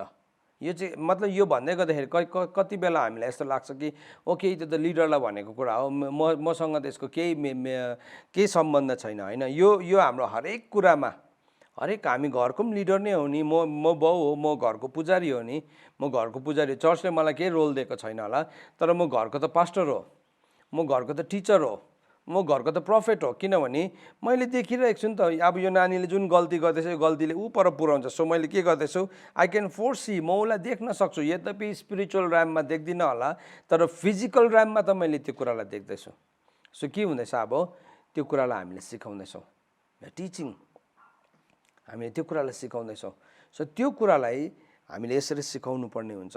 अनि हामी के सिकाउँछौँ, पुजारीले अघि अब फेरि म 44मा इजिकेल 44को 23मा आउँछु, तिमीहरूले मेरो प्रजालाई पवित्र र अपवित्र कुरा छुट्याउन सिकाउने छन्, अब तिनीहरूलाई शुद्ध र अशुद्धको भेद देखाउने छन्। नम्बर 1 चाहिँ के थियो, पवित्र र अपवित्रको भिन्नतालाई बुझाउँछ। सो पवित्र र अपवित्रको भिन्नतालाई हामी कसरी देखाउँदै रहेछौँ, शारीरिक व्यवस्था र आत्मिकी व्यवस्था। शारीरिक व्यवस्थामा चाहिँ मृत्यु छ, तर आत्मिकी व्यवस्थामा चाहिँ जीवन छ। सो परमेश्वरको व्यवस्थालाई पनि यदि हामी शारीरिक रूपमा हेर्छौँ भने त्यो हाम्रो लागि मृत्युको शब्द हुन्छ, लेख्ने, त्यो चाहिँ मार्ने शब्द हुन्छ। दोस्रो कोरिन्थी 3 अध्यायको 6 पदमा लेखेको छ है, त्यसले के, दोस्रो कोरिन्थी 3 अध्यायको 16 पदमा होला लेखेको छ, लेखाइले मार्छ तर आत्माले चाहिँ के गर्छ, जीवन दिन्छ। म पढिदिनु पऱ्यो, मैले 6 हो कि 16 अलिकति कन्फ्युज भएँ, म पढिदिनु पऱ्यो। 3 अध्यायको 6 पदमै रहेछ, जसले नयाँ करारको सेवकलाई चाहिँ हामीलाई पनि योग्यको बनाउनु भयो, लेखाइको होइन तर आत्माको, किनभने लेखाइले मार्दछ तर आत्माले जीवन दिन्छ। सो त्यो परमेश्वरको वचनलाई चाहिँ लेखाइको रूपमा मात्रै हामी बुझ्छौँ व्यवस्थालाई चाहिँ, भने त्यो त दोष लाउने व्यवस्था नै हो नि त। तर यदि त्यसलाई हामी आत्मिकी रूपमा बुझ्छौँ भने चाहिँ त्यो चाहिँ जीवन दिने व्यवस्था हो। सो के गर्दैछ, एउटा पुजारीले चाहिँ पहिलो कुरा चाहिँ पवित्र र अपवित्र कुरा छुट्याउन सिकाउँछ। सो तपाईँको मेन्टोरिङमा, तपाईँको लिडरसिपमा मानिसहरू जन्मिँदैछ, आत्माहरू बाँच्दैछ, उनीहरू गस्पल अफ सेल्भेसनद्वारा आउँदैछ तपाईँको लिडरसिप मुनि भने चाहिँ अब नेक्स्ट कुरा चाहिँ के हो भने, अब उनीहरू गस्पल अफ पिसमा बढ्न हामीले सिकाउनुपर्छ। तर त्यो सिकाउनुभन्दा पहिला चाहिँ हामीले जानेको हुनुपर्छ, हामी आफैले बुझेको हुनुपर्छ। हामी आफैले बुझेका छैनौँ भने बाइबलमा भनेको छ अन्धालाई डोर्यायो भने चाहिँ दुवैजना खाल्डामा पर्छ भनेको छ। सो अन्धालाई डोर्याउन सक्दैन। सो यो ठाउँमा चाहिँ हाम्रो आँखा खोलिन जरुरी छ। यो ठाउँमा त्यो रेभलेसनभित्र हामी आउन जरुरी छ। अन्त परमेश्वरको वचन इफिसी 1:17 पौलले इफिसीको मण्डलीको लागि यो प्रार्थना गरेको छ, मेरो प्रार्थना चाहिँ यो छ तिमीहरूको लागि कि तिमीहरूको हृदयको आँखा चाहिँ चकिलो होस्, तिमीहरूको हृदयको आँखा चाहिँ खोलियोस् भनिकन। सो हामी यहाँ के देख्दैछौँ? गस्पल अफ पिस, मिलापको सुसमाचारलाई देख्दैछौँ। पहिलो कोरिन्थी 3:1-2 पौलले हप्काएको छ कोरिन्थीको मण्डलीलाई। उनले के भन्दैछ? म चाहिँ तिमीहरूसँग आत्मिकी मानिसहरू जस्तै बोल्नै सकिनँ। आत्मिकी मानिस भनेको छ, हेर्नुहोस् है, पढ्नुहोस् ल तपाईँले खोलिकन। पहिलो कोरिन्थी 3:1-2 हामी सबैले खोल्छौँ, खोल्नुहोस् ल तपाईँले पनि। पहिलो कोरिन्थी 3:1-2 यहाँ भनेको छ, औ ए भाइ हो, तिमीहरूसित आत्मिकहरूसँग बोले झै बोल्न त होइन, तर शारीरिकहरूसँग ख्रिस्टमा काखे बालकहरूसँग झै म बोल्न सकेँ भन्दैछ। पौलले कोरिन्थीको मण्डलीलाई हप्काउँदैछ, तिमीहरू अझै पनि दुध नै खाइरहेको छौ। तिमीहरूसँग त म आत्मिक व्यक्ति जस्तै बोल्न चाहन्छु। सो कतिवटा सिद्धान्त कस्तो छ याद छ? कतिजनाले आत्माको कुरालाई हाम्रो चर्चले विश्वास गर्दैन। परमेश्वर नै आत्मा हुनुहुन्छ भनेको छ बाइबलमा, अनि उहाँलाई पुज्नेले आत्मा र सत्यतामा पुज्नुपर्छ। तर फेरि त्यहाँ पनि के आयो? एउटा रङ डक्ट्रिन आयो। सो के भन्छ? हामी आत्मिक कुराहरूलाई विश्वास गर्दैन, हामी साइन्स वन्डर्स मिराकल, हामी क्यारिस्मेटिक कुराहरूलाई विश्वास नै गर्दैन। यो चाहिँ नि हामीले विश्वास गर्नु या नगर्नु होइन, दिस इज लेभल, यो चाहिँ स्तर हो, यो चाहिँ स्तर हो। सो यहाँ बाइबलले भन्दैछ, म चाहिँ तिमीहरूसँग आत्मिकहरूसँग बोले जस्तै बोल्नै सकिनँ। म चाहिँ तिमीहरूसँग आत्मिकी व्यक्तिहरूसँग, सो शारीरिक व्यक्तिसँग बात मारेको जस्तै म बात मार्दैछु भनेकन भन्दैछ है। उसले भन्दैछ, म चाहिँ तिमीहरूलाई स्पिरिचुअल मानिसहरू चाहिँ सम्बोधन गर्न चाहन्थे, तर के भयो? तिमीहरू त अझै पनि शरीरमै छौ। सो फर्स्ट लेभल चाहिँ के हो? गस्पल अफ सेल्भेसन, उद्धारको सुसमाचार, छुटकाराको सुसमाचार अथवा मुक्तिको सुसमाचार थियो। त्यो चाहिँ शरीरकै लेभलमा छ, तर त्यो चाहिँ अब बढ्नुपर्छ। अनि त्यो चाहिँ गस्पल अफ पिसमा आउनुपर्छ। गस्पल अफ पिसदेखि चाहिँ के भयो? अब पुजारीले सिकाउनु पर्ने दोस्रो कुरा चाहिँ के रहेछ भन्दाखेरि चाहिँ शुद्ध र अशुद्धको भिन्नता सिकाउँछ। अघिको त पवित्र र अपवित्र थियो, अर्को चाहिँ शुद्ध र अशुद्ध। त्यो भनेको चाहिँ के हो? Common and holy. त्यसको डिफ्रेन्सलाई के गर्छ? उसले बुझाउन थाल्छ। कुन चाहिँ कुरा चाहिँ शुद्ध हो, कुन चाहिँ कुरा चाहिँ अशुद्ध हो। अब त्यो लेभलदेखि चाहिँ उसले के गर्छ? बुझ्न थाल्छ। उसले बुझाउनु पर्छ त्यो कुरालाई। त्यो लेभललाई चाहिँ के भन्दो रहेछ भन्दाखेरि चाहिँ त्यसलाई चाहिँ नेपियोस भन्दो रहेछ। नेपियोस। अघि फर्स्टको के थियो? थिलाजो थियो भने चाहिँ अब यो नेक्स्ट लेभललाई चाहिँ नेपियोस भन्छ। नेपियोस चाहिँ के हो? ऊ पनि अझै बालक नै छ, तर के हो? ऊ दुध चुस्ने बालक चाहिँ होइन, तर अब के गर्दैछ? उसले बिस्तारै अब अलिकति कडा खाँदैछ। अलिकति लिटो नै खाँदै थियो भने पनि अब के भयो? उसको लिटो अलिकति कडा भयो। अब उसले दानाहरू खान थाल्यो, उसले ग्रेन्सहरूमा पुग्यो उसको लेभल चाहिँ। किनभने उसले के गर्यो? उसले त्यो खोले नै खाइरह्यो, लिटोै खाइरह्यो भने के हुन्छ? उसको सबै कुरा कमजोर हुन्छ। तर अब के गर्यो? उसलाई अलिकति सलिड फुड दिन थाल्यो। तर कोरिन्थीको मण्डलीलाई चाहिँ पौलले हप्काउँदैछ, तिमीहरूसँग चाहिँ म आत्मिक व्यक्तिहरूसँग बोल्न चाहन्थे, तर तिमीहरू चाहिँ बढेकै छैन। उसले भन्दैछ, मैले तिमीहरूलाई दुधै खुवाएँ, खदिलो कुरा त होइन, किनकि तिमीहरूले खानै सक्दैनौ। कोरिन्थीको मण्डलीलाई भन्दैछ, एज अ मेन्टोरको रूपमा पौलले भन्दैछ, मैले चाहिँ तिमीहरूलाई दुध नै खुवाएँ। अब दुध खाने मान्छेको चाहिँ के हुन्छ भनेर बाइबलमा लेखेको छ भन्दाखेरि चाहिँ हिब्रूको किताब 5:14 अनि 15 13 अनि 14 खोल्नुहोस् त तपाईँ सबैजनाले। हिब्रूको किताब 5:13 अनि 14 यहाँ भनेको छ, किनभने दूतको सहभागी हुने हरेक मानिस धार्मिकताको वचनको अनुभव गर्न नसक्ने हुन्छ, किनकि त्यो बालक नै हो। सो बाइबलले भन्दैछ दुध नै खाइरहनेले चाहिँ धार्मिकताको वचनलाई मान्नै सक्दैन। सो आउँछ नि पवित्र अपवित्र धार्मिकता भन्ने कुरालाई के लाग्छ होला, अफ यो कुरा नगर, के मैले उद्धार पाएको छुइनँ, के मैले पापबाट छुटकारा पाएको छुइनँ? हो, पायो, तिमीले पक्का पाएको हो, तर त्यो चाहिँ पहिलो चरण मात्रै हो, पहिलो चरण मात्रै हो। कतिजनालाई मनै पर्दैन धार्मिकताको कुरा, शुद्ध र अशुद्धको कुरा गरेको मनै पर्दैन। किन मन पर्दैन रहेछ भन्दाखेरि चाहिँ किन मन पर्दैन भन्ने कुराको एन्सर चाहिँ यहाँ दिएको छ हिब्रू 5:13 किनभने दूतको सहभागी हुने हरेक मानिस धार्मिकताको वचनको अनुभव गर्न नसक्ने हुन्छ, किनकि त्यो बालक नै हो, बालक नै हो। सो एउटा दुध खाने बालकलाई चाहिँ एउटा कडा खाने कुरा दियो भने उसले त्यसको टेस्ट नै थाहा पाउँदैन, उसले टेस्ट नै थाहा पाउँदैन। उसलाई नि त्यो एकदम पिरो हालेको एकदम कडा मजाले पकाएको मासुको उसलाई भ्याल्यु नै हुँदैन, त्यो खुवायो भने त रुन्छ पो।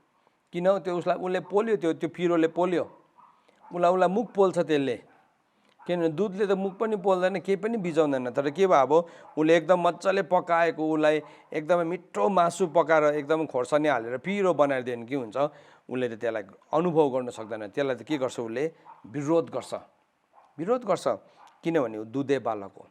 चर्च, आज हाम्रो विश्वासीहरू, हामीले मेन्टोर गर्दै गरेका मानिसहरू चाहिँ कुन चाहिँ लेभलमा छ? दुध नै खुवाएर हामीले हुर्काएर उनीहरूलाई मोटो बनाएर राखेका छौँ, या उनीहरूले अब अलिकति कडा खानेकुरा पनि खाँदैछ? सो पुजारीको दोस्रो लेभल चाहिँ के रहेछ भन्दाखेरि उसले शुद्ध र अशुद्धको भिन्नतालाई उसले बुझाउन थाल्छ, बुझ्न थाल्छ। एज अ पुजारी उसले के गर्छ, बिस्तारै बिस्तारै उसको नानीलाई, आमाले के गर्छ, बिस्तारै बिस्तारै त्यो नानीलाई कडा खानेकुरा सिकाउँदैछ। अनि के हुन्छ, अब उसको दाँतहरू पलाउन थाल्छ। दाँत, अघि दुध खाँदाखेरि त उसलाई दाँतको पनि आवश्यकता थिएन, तर अब के भयो, उसको दाँतहरू पलाउँदैछ, ग्रोथ देख्दैछ, त्यहाँ ग्रोथ देख्दैछ। अनि त्यो ग्रोथ देख्दै गर्दाखेरि केही पनि डिल गरेन, यदि उसलाई खाना खुवाएन भने नि त्यो दाँतहरू पनि हराउँछ, फेरि पलाएको दाँतहरू पनि हराउँछ, झर्न थाल्छ। किन भन्दाखेरि चाहिँ एभ्रिथिङ, त्यो नानीको हरेक शरीरको एक एकवटा अङ्गले विभिन्न किसिमको भाइटामिन्सहरू माग्न थाल्छ। भाइटामिन सी माग्छ, भाइटामिन ई माग्छ, भाइटामिन डी माग्छ, भाइटामिन के माग्छ, के छ शरीरमा। तर त्यो चाहिँ कहाँबाट आउँछ? सलिड फुडबाट आउँछ, दुधबाट आउँदैन। त्यो चाहिँ एभ्री टाइम दुधबाट आउँदैन। दुधमा पनि केही छ, प्रोटिन छ त्यसमा पनि, त्यसको त्यो नानीलाई हुर्काउनु पर्ने प्रोसेस छ। तर तपाईँले अब के गर्यो, एक्स्ट्रा मिनरल्स, एक्स्ट्रा भाइटामिन्सहरू तपाईँले के गर्नु थाल्नुहुन्छ, खान थाल्नुहुन्छ। सो त्यो नानीलाई तपाईँले के गर्नुहुन्छ, उसले खानु मान्दैन। त्यो नानीलाई उसलाई दिनुहोस् त त्यत्तिकै, उसले खानु मान्दैन। तर के गर्नुहुन्छ, आमा बाउले के गर्छ, मुसेर काखमा राखेर भए पनि उसलाई खुवाउनु थाल्छ, उसलाई च्यापेर भए पनि उसलाई खुवाउन थाल्छ। किन? ऊ बढ्न आवश्यक छ। त्यस्तै प्रकारले अब यो बालक पनि गस्पल अफ पिसमा चाहिँ के हुन्छ, उसको पुरानो आदत, उसको पुरानो व्यवहार, उसको पुरानो कुराहरूदेखि ऊ बढ्न थाल्छ। यहाँ भन्दैछ किनकि दूतको सहभागी हुने हरेक मानिस धार्मिकताको वचनको अनुभव गर्न नसक्ने हुन्छ। हिब्रू 4:5-13 किनकि त्यो बालकै हो, तर खद्दिलो खानेकुरा चाहिँ पुरा बढेका मानिसहरूको निम्ति हो। अब खदिलो खानेकुरा चाहिँ बढेको मान्छेले खान्छ अरे, त्यसको प्रयोगबाट खराब र असल। अब अघि पुजारीले केलाई छुटाउनु सिकाउनु पर्थ्यो? खराब र असल, पवित्र र अपवित्र, शुद्ध र अशुद्ध भनेको के हो? खराब र असल छुट्याउनलाई ज्ञान इन्द्रियको अभ्यास भएको हुन्छ। सो के हुँदैछ, उसको डिसर्नमेन्ट आउँछ भनेर लेखेको छ इङ्ग्लिसमा चाहिँ। उसले के गर्न सक्छ? नाउ ही क्यान डिसर्न, उसले अब चिन्न सक्छ। उसको जिब्रोमा पर्ने बित्तिकै एउटा पिरो स्वाद पर्ने बित्तिकै यो पिरो हो भनेर डिसर्न गर्न सक्छ। अमिलो पर्ने बित्तिकै अमिलो हो भनेर डिसर्न गर्न सक्छ। उसले थुकिहाल्दैन त्यसलाई। उसले के गर्दैछ, उसले थाहा पाउँछ है, अमिलो खान्छौँ नि हामी भाइटामिन सी को लागि है, पिरो खान्छौँ भाइटामिन ए को लागि। सो के गर्दैछ, उसकोमा डिसर्नमेन्ट आयो, उसले चिन्न थाल्यो। सो भन्दैछ उसको असल र खराब छुट्याउनलाई ज्ञान इन्द्रियको अभ्यास भएको हुन्छ। फेरि म यहाँ 44मा आउँछ, इजिकेल 44:23 छु अहिले म। सो पुजारीले के गर्छ अरे, त्यो कुरा सिकाउँछ अरे, कलह र फुट हुँदा तिनीहरू अदालतमा बसेर मेरो व्यवस्था बमोजिम तिनीहरूको मुद्दाको फैसला गर्नेछ। अब पुजारीले के गर्दैछ, त्यो कलह र फुट आउँदैन होइन, आउँछ, तर अब के गर्दैछ, उसले त्यो फुट आउँदै गर्दाखेरि चाहिँ परमेश्वरको व्यवस्था अनुसार, according to the law of the Lord, परमेश्वरको व्यवस्था अनुसार चाहिँ उसले मुद्दालाई के गर्न थाल्छ, उसले सिकाउन थाल्छ।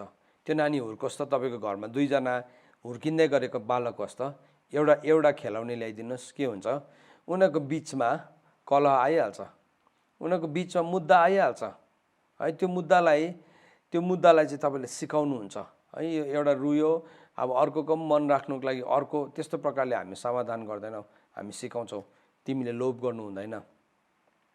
कतिजना आमाबाउले चाहिँ के गर्छ, यो साह्रो रुयो, अब अर्कोलाई पनि किनेर ल्याएर थपक्कै दिन्छ। त्यो चाहिँ समस्याको समाधान होइन, त्यसले उसको क्यारेक्टर कहिले पनि डेभलप हुँदैन। तर एउटा सानो कुराको लागि यो झगडा पर्दैछ भने चाहिँ 2 जनालाई राखिकन क्यारेक्टर सिकाउँछ, हामी सिकाउनुपर्छ। तिमीले लोभ गर्नु हुँदैन, तिमी दाजु हो, ऊ बहिनी हो, त्यसले गर्दाखेरि अब तिमी हुर्केको छौ, तिमीले आफ्नो बहिनीलाई माया गर्नुपर्छ, तिमीले आफ्नो बहिनीलाई प्रोटेक्ट गर्नुपर्छ। अनि तिमीले यो देऊ उसलाई, यो दिँदाखेरि तिमी सानो हुँदैनौ, तर तिम्रो सम्मान हुन्छ। बहिनीलाई पनि सम्झाउँछ, तिमीले पनि तिम्रो दाजुको इज्जत गर। सो के भयो, एउटा कुरालाई लिकन अब के गर्दैछ, डिफ्रेन्स बताउँदैछ, सिकाउँदैछ, त्यो एउटा लर्निङ अपर्च्युनिटी बनाउँदैछ। तर त्यो सबै कुरा चाहिँ कहाँबाट आउँछ, वर्ड अफ गडबाट आउनुपर्छ, परमेश्वरको वचनबाट। परमेश्वरको वचनबाट होइन भने चाहिँ हामी के गर्छौँ, सजिलो बाई 1 गेट 1 फ्री खोज्दै गरेको हुन्छ। त्यो स्पिरिचुअल लाइफमा चाहिँ त्यस्तो हुँदैन। हामी के गर्छौँ, परमेश्वरको कुरामा वी ग्रो एभ्री डे, प्रत्येक दिन हामी बढ्न थाल्छौँ, परमेश्वरको कुरामा हामी प्रत्येक दिन बढ्न थाल्छौँ। सो त्यो प्रोसेसभित्र we are inside that process, हामी त्यो प्रक्रियाभित्र छौँ, अनि त्यो प्रक्रियामा हामी के गर्छौँ, हामी परमेश्वरको कुरालाई गर्दैछौँ, बढ्दैछौँ। सो पुजारीले के गर्छ अरे, उसले कलह र फुट हुँदा तिनीहरू अदालतमा बसेर मेरो व्यवस्था बमोजिम, तिमीहरूको व्यवस्था बमोजिम होइन, तिमीहरूको विचार अनुसार होइन, मेरो वचन अनुसार मेरो व्यवस्था बमोजिम तिनीहरूको मुद्दाको फैसला गर्नेछ। सो के गर्दैछ, सिकाउँदैछ। यो गस्पल अफ पिसमा चाहिँ त्यो व्यक्तिलाई हामी मिलापमा आउन सिकाउँछौँ, उसलाई हामी प्याम्पर गरिरहँदैनौँ, तर उसलाई अब हामी सत्यतालाई बताउन थाल्छौँ, कतिजना आमा बाउहरूले के गर्छ भने नि आफ्नो छोराछोरीलाई बेसी प्याम्पर गरेर भत्काइदिन्छ, बेसी लाडै पल्टाएर भत्काइदिन्छ। अनि मैले त पाइनँ, यसको उमेरमा मैले त गर्न पाएन, मेरो लागि त यस्तो सुविधा थिएन, मेरो लागि त यस्तो धन थिएन, त्यसले गर्दाखेरि मेरो नानीले गरोस्, मैले खाइनँ यसले खाओस् है। तपाईँले स्लो पोइजन खुवाउँदै गर्नुहुन्छ, किन भन्नुहोस् त, तपाईँले उसलाई सबै कुराहरू दिइकन उसलाई बिगार्दै गर्नुभएको हुन्छ। तर त्यो हुर्केको बालकलाई नि जब तपाईँले आफ्नो जीवनको अतीतको कथाहरू भन्न थाल्नुहुन्छ, त्यो तपाईँ कस्तो थियो, प्रभुले नि इजरायलीहरूलाई यति साह्रो अचम्मको कुरा गर्नुभएको छ। बाइबलमा नि तपाईँले हेर्नु भने नि प्रभुले इजरायलीहरूलाई जब उनीहरू प्रतिज्ञाको देशमा पस्दै थियो, त्यो यर्दनको पारी उनीहरूलाई के भन्यो भने तिमीले सम्झनाको ढुङ्गाहरू राख्नु भनेको छ, सम्झनाको ढुङ्गाहरू राख्नु भन्यो। अनि त्यो सम्झनाको ढुङ्गा चाहिँ किन राख्नु भनेको थियो भन्दाखेरि चाहिँ एक दिन तिमीहरूको छोराछोरीहरूले सोध्छ यो के हो भनिकन ढुङ्गालाई देखिकन, अनि त्यति बेला तिमीहरूलाई कसरी परमेश्वरले त्यो दासत्वको घरबाट निकालेर ल्याउनु भयो भन्ने कथा बताउनु। किन प्रभु ज्ञानी हुनुहुन्छ, प्रभु बुद्धिमानी हुनुहुन्छ, त्यो कथा नि जान्न जरुरी छ। हामी के गर्छौँ, हाम्रो नानीहरूलाई हुर्काउँदै गर्दाखेरि हामी के गर्छौँ, हामी उनीहरूलाई एकदमै सजिलो एकदम राम्रो सबै इजी बनाइदिन्छौँ। स्पिरिचुअल चाइल्डहुड पनि त्यही हो। हामीले त्यो सम्झनाको स्टोन्सहरू हुन जरुरी छ, हामीले बताउन जरुरी छ। कसरी दासत्वमा गएको थियो पहिला त त्यो बताउन जरुरी थियो, कसरी हाम्रो पापमा हामी कसरी दासत्वमा फसेको थियौँ, अनि परमेश्वरले हामीलाई कसरी त्यो दासत्वबाट निकालेर ल्याउनु भएको छ। अब परमेश्वरसँग मिलापमा आउँदै गर्दाखेरि हामीले त्यो कुराहरू बताउन जरुरी छ। यदि त्यो कुराहरू हामीले बताउँदैनौँ भने चाहिँ हामी उनीहरूलाई प्याम्पर गर्छौँ, उनीहरूलाई हामी भत्काउँछौँ अनि हामी के गर्छौँ, त्यति बेला पनि दुध नै खुवाइराखेको छ, सबै एकदमै उसलाई सबै क्रिम मात्रै चाहियो, उसलाई सबै कुरा क्रिमी। अनि के भयो, त्यो खाँदा उसको भित्रको सबै उसको स्पिरिचुअल म्यान चाहिँ यति साह्रो कमजोर भइसकेको हुन्छ, केही पनि गर्न सक्दैन। सानो पाप आयो, सानो चुनौती आयो, के हुन्छ, उसले डङ्गै लडिहाल्छ, उसले सामनै गर्न सक्दैन, किनभने तपाईँले भन्नुभएको छैन। हेर्नुहोस् है, सो नेक्स्ट लेभल चाहिँ गस्पल अफ पिसमा के सिकाउँदैछ, उसले कलह र फुट हुँदाखेरि तिनीहरूको मुद्दाको फैसला गर्नेछ। मैले तोकेको समयमा तिनीहरूले मेरो व्यवस्था र धर्मविधिहरू पालन गर्नेछ।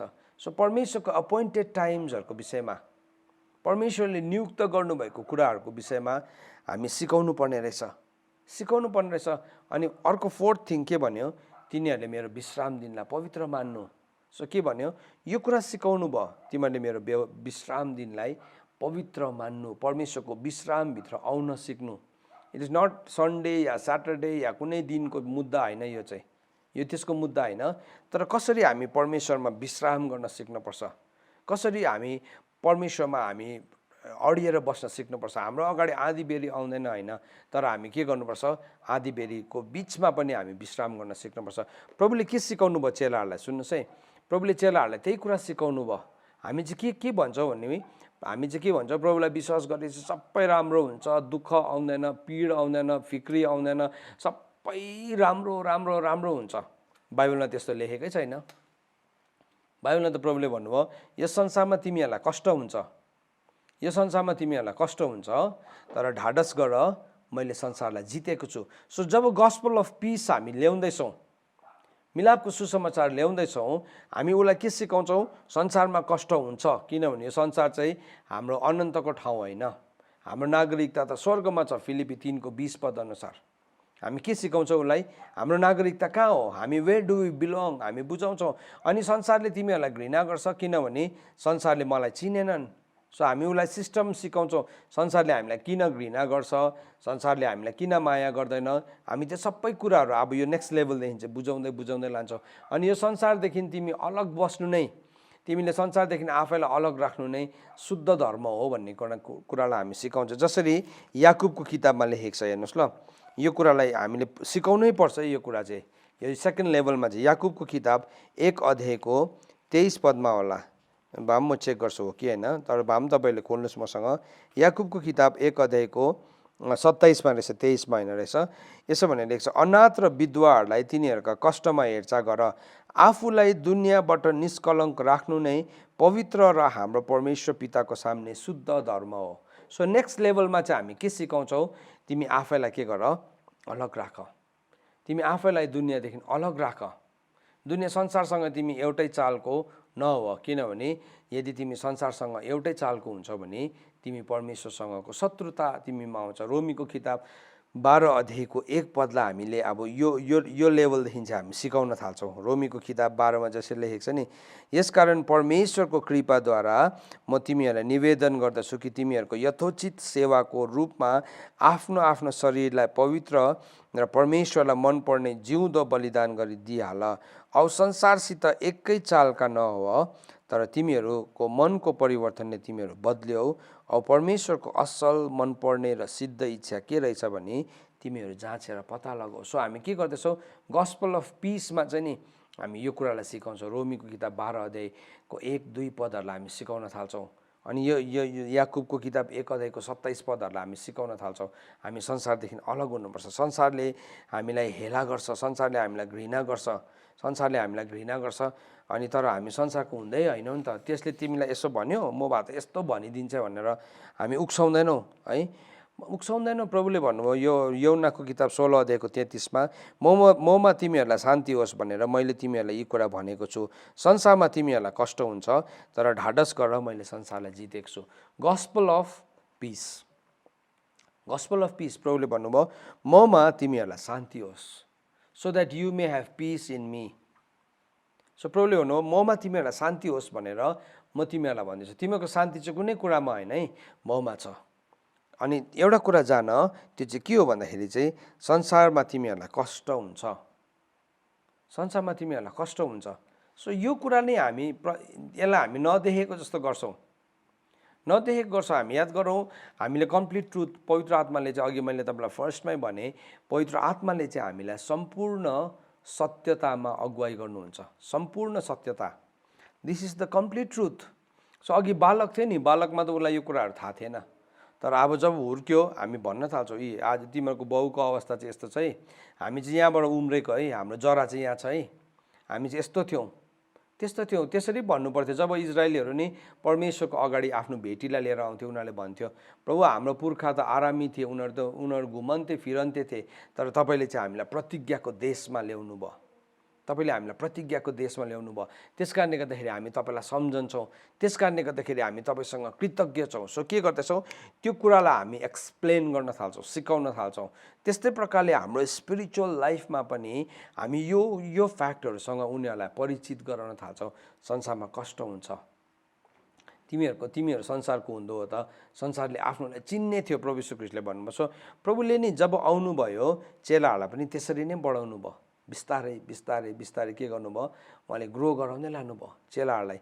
यो यूहन्नाको किताब 16 अध्यायमा भन्दाखेरि चाहिँ के थियो, प्रभुले उनीहरूलाई गस्पल अफ पिस बताउँदै हुनुहुन्थ्यो, मिलापको सुसमाचार सिकाउँदै हुनुहुन्थ्यो। सो उनीहरू के गर्दै थियो, बढ्दै थियो, उनीहरू बढ्दै थियो। अनि प्रभुको वचनमा भनेअनुसार संसारमा तिमीहरूलाई कष्ट हुन्छ, तर ढाडस गर, मैले संसारलाई जितेको छु। सो प्रभुको वचनले उनीहरूलाई त्यो हामीलाई त्यसरी सिकाउँछ। सो हामी पनि के गर्छौँ, उनीहरूलाई त्यही कुरा सिकाउँछौँ। संसारसँग त्यो हामी एउटै चालको हुनु हुँदैन, संसारमा हामीलाई कष्ट हुन्छ, यो दुनियाँबाट हामी आफैलाई अलग राख्नुपर्छ। सो के भयो, एउटा पुजारीले सिकाउँदैछ परमेश्वरको विश्रामभित्र प्रवेश गर्नु। तिम्रो विश्राम चाहिँ तिमीले अरू कहीँ पनि भेटाउँदैनौ, प्रभुमा भेटाउँछ। सो किनभने मानिसको पुत्र चाहिँ विश्राम दिनको प्रभु हुनुहुन्छ। हामी के गर्छौँ, यो कुरालाई उसलाई सिकाउँछौँ, यो कुरामा उसलाई हामी तालिम दिन्छौँ। सो के हुँदैछ, यो बालक बढ्दैछ। हामी चाहिँ गस्पल अफ पिसमा चाहिँ त्यो कुरा छ। सो त्यसलाई के भन्दो रहेछ, निपियोस गस्पल अफ पिसमा चाहिँ।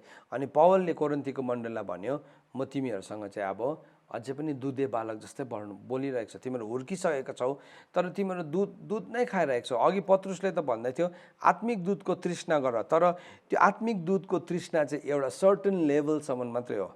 तर त्यहाँदेखि चाहिँ अब खदिलो आत्मिकी खदिलो खानेकुराको तृष्णा हुन जरुरी छ। अनि त्यो चाहिँ हामीले सिकाएनौँ, हाम्रो बालकलाई सधैँ लिटो मात्रै खुवाइरह्यौँ, आज पनि लिटो खुवाउँछौँ, भोलि पनि लिटो खुवाउँछौँ, 5 वर्षमा लिटै खुवाइरहेको छ, 10 वर्षमा लिटै खुवाइरहेको छन्। के हुन्छ, त्यो उसको मांसपेशीहरू सबै कमजोर हुन थाल्छ। जति पनि शरीरमा मासु लाग्छ सबै फोस्के मासु भन्छ नि है, फोस्के, त्यो चाहिँ के हो, मसल नै छैन, त्यसमा फ्याट्स मात्रै छ, मसल छैन। अनि के भयो, त्यो चाहिँ त्यसै जिउ मात्रै भारी छ। अनि अहिले एउटा संसारमा ठुलो समस्या के छ भन्नुहोस् त, ओबेसिटी भन्छ त्यसलाई। संसारको ठुलो समस्या एउटा त्यो पनि हो, ओबेसिटी। एकदमै बेसी जिउ लागेको छ, अनवान्टेड छ। अनि के भयो, त्यसले गर्दाखेरि ऊ एकदमै अनहेल्दी छ, ऊ छिट्टो रोग लाग्छ। सानैदेखि नै आजको दिनमा नानीहरूलाई डायबिटिज लागिरहेको छ, डायबिटिजको समस्याहरू छ। के भयो, ओबेस भयो। यो चर्च पनि नि, चर्चलाई पनि यो प्रब्लम लाग्नु हुँदैन है, चर्चलाई पनि नि चिनीको रोग लाग्नु हुँदैन। चिनीको रोग चाहिँ त्यति बेला लाग्छ हामीलाई, हाम्रो शरीरमा हामीले चाहिने मिनरल्सहरू, शरीरमा चाहिने रफेजहरू, शरीरमा चाहिने कुराहरूलाई हामीले नलिँदाखेरि, एउटै कुरालाई मात्रै हामीले लिँदाखेरि चाहिँ के हुन्छ, त्यसले चाहिँ हाम्रो शरीरमा विभिन्न किसिमको रोग लाग्छ। आज चर्चलाई पनि नि घरिघरि डायलिसिस गरिरहनुपर्छ, घरिघरि। एउटा मान्छेलाई जब डायबिटिज लाग्छ के हुन्छ, डायबिटिजको एक्युट बढिसकेपछि के हुन्छ, उसलाई डायलिसिस गर्नुपर्छ। त्यस्तै नि चर्च पनि एउटा डायलिसिसबाट गयो, 1-2 दिन जाति भयो, फेरि 1-2 दिनमा शरीरमा पानी के हुन्छ, झम्मिरहन्छ। सो के भयो, लाइफ सपोर्टमा बाँचिरहन्छ जिन्दगीभरि। जबसम्म उसलाई डायलिसिस दिइरहेको छ तबसम्म जिउँदो छ, तर जुन दिनदेखि उसको त्यो डायलिसिसको स्ट्रक्चर, लाइफ सपोर्ट भत्किन्छ, ऊ मरेर जान्छ। त्यस्तै प्रकारले चर्च पनि त्यही फेजमा बाँचिरहेको हुन्छ। सो आज म तपाईँलाई के भन्न चाहन्छु, यहाँ हामीले सिक्दै गर्दाखेरि वेयर इज यर चर्च। आज तपाईँको नेतृत्व मुनि भएको मान्छेहरू कुन चाहिँ लेभलमा छ, चेक गर्नुहोस्। आज चेक गरौँ, हामी चेक गरौँ। हाम्रो जातिको चाहिँ के समस्या भने नि, हामीले माया गऱ्यो भने साह्रै माया गरिहाल्छौँ, गरेन भने घृणा पनि, शत्रु पनि एकदमै कटाक्षै भइहाल्छ है। तर त्यो बिचको सन्तुलनहरूलाई हामीले बुझेका छैनौँ। तर बाइबलले चाहिँ नि यो सबै कुरालाई सन्तुलित ढङ्गमा, संयोजित रूपमा परमेश्वरको वचनले बताएको छ। सो यो निपियोस चाहिँ के हो, निपियोस चाहिँ अझै पनि ऊ के गर्दैछ, ऊ अब बालक नै छ, अझै पनि ऊ कम्प्लिटली हुर्किसकेको छैन, तर हुर्किने फेजमा छ।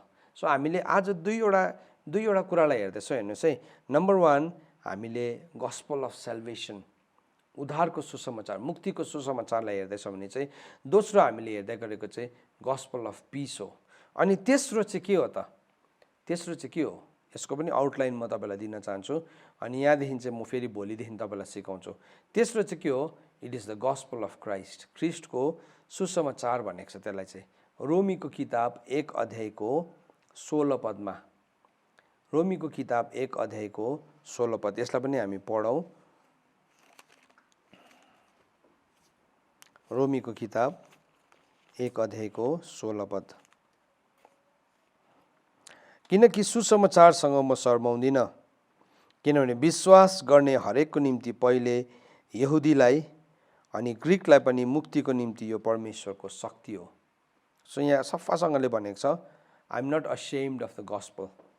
म सुसमाचारसँग शर्माउँदिनँ। किन भन्दाखेरि चाहिँ किनभने विश्वास गर्ने हरेकको निम्ति पहिले यहुदीलाई अनि ग्रिकलाई पनि मुक्तिको निम्ति यो परमेश्वरको शक्ति हो। अब यो नेपालीमा त्यस्तो राम्रोसँग लेखेको छैन, तर म यसलाई इङ्ग्लिसमा पढिदिनु पर्यो। For I am not ashamed of the gospel of Christ भनेको छ। ख्रिस्टको सुसमाचार भनेको छ। थर्ड लेभल चाहिँ it is the gospel of Christ. Gospel of Christ चाहिँ के अरे भन्दाखेरि चाहिँ for it is the power of salvation for every one who believes. Gospel of salvation चाहिँ पावर हो। यो लेभलमा नि जान्दै गर्दाखेरि चाहिँ नि अब के भयो, चर्चले पावरको कुरालाई बुझ्न सक्छ, शक्तिको कुरालाई। अब एउटा बालकलाई लिकन हामी हेरौँ है, भर्खर जन्मेको बालकले त छुरी समात्ने कुरा आएन, तर निपियोसले चाहिँ के गर्छ, उसले छुरी पनि समात्न चाहन्छ, उसले गन पनि चलाउन चाहन्छ। अन्त के गर्छ, आमा बाउले उसलाई पुरा केटा हो भने उसलाई बर्थडेमा के गिफ्ट दिन्छ, गन ल्याइदिन्छ। गन साँच्चीकै होइन, त्यसै खेलाउने गन। किनभने त्यो नानीले टिभीमा हेरिरहेको छ, मुभीमा हेरिरहेको छ, केसमा हेरिरहेको छ, गनले सबैलाई मार्दै गरेको, अनि उसलाई गन मनपर्छ। किन भन्नुहोस् त, उसलाई गन मन परेको होइन, उसलाई नि पिस्तोल मन परेको होइन, के मन परेको, पावर मन परेको। सुन्नुहोस् है, उसलाई पावर मन परेको, उसलाई त्यो पिस्तोल मन परेको होइन। यो कुन चाहिँ त्यो नानीले कुन चाहिँ मेक हो, AK-47 हो या के हो भनेर उसले हेर्दैन, तर उसले के हेर्छ भन्दाखेरि चाहिँ उसले के हेर्छ, उसले त्यसबाट पावर, त्यसबाट बुलेट निस्किन्छ। अनि आमबाउले के गर्छ, छोराले यस्तो बाउलाई ताकेर ढिस्युम गर्छ है, अनि बाउले पनि एकदम लडेको एक्टिङ गरिदिन्छ, अनि उसले पुरा इन्जोय गर्छ, यस मजा आयो, यस यो त पावर रहेछ, यसले पावर रहेछ। तर त्यसको बदली चाहिँ तपाईँले साँच्चीकै पिस्तोल ल्याएर दिनुभयो अनि तपाईँले अगाडि ढिसुम खेल्नुभयो भने तपाईँ नेक्स्ट ढिसुम देख्नुको लागि तपाईँ जिउँदो हुँदैन, किन इट विल किल यु, त्यसले तपाईँलाई मारिदिन्छ। अब यो के हुँदैछ, यो बालक चाहिँ हुर्किनु पर्ने थियो।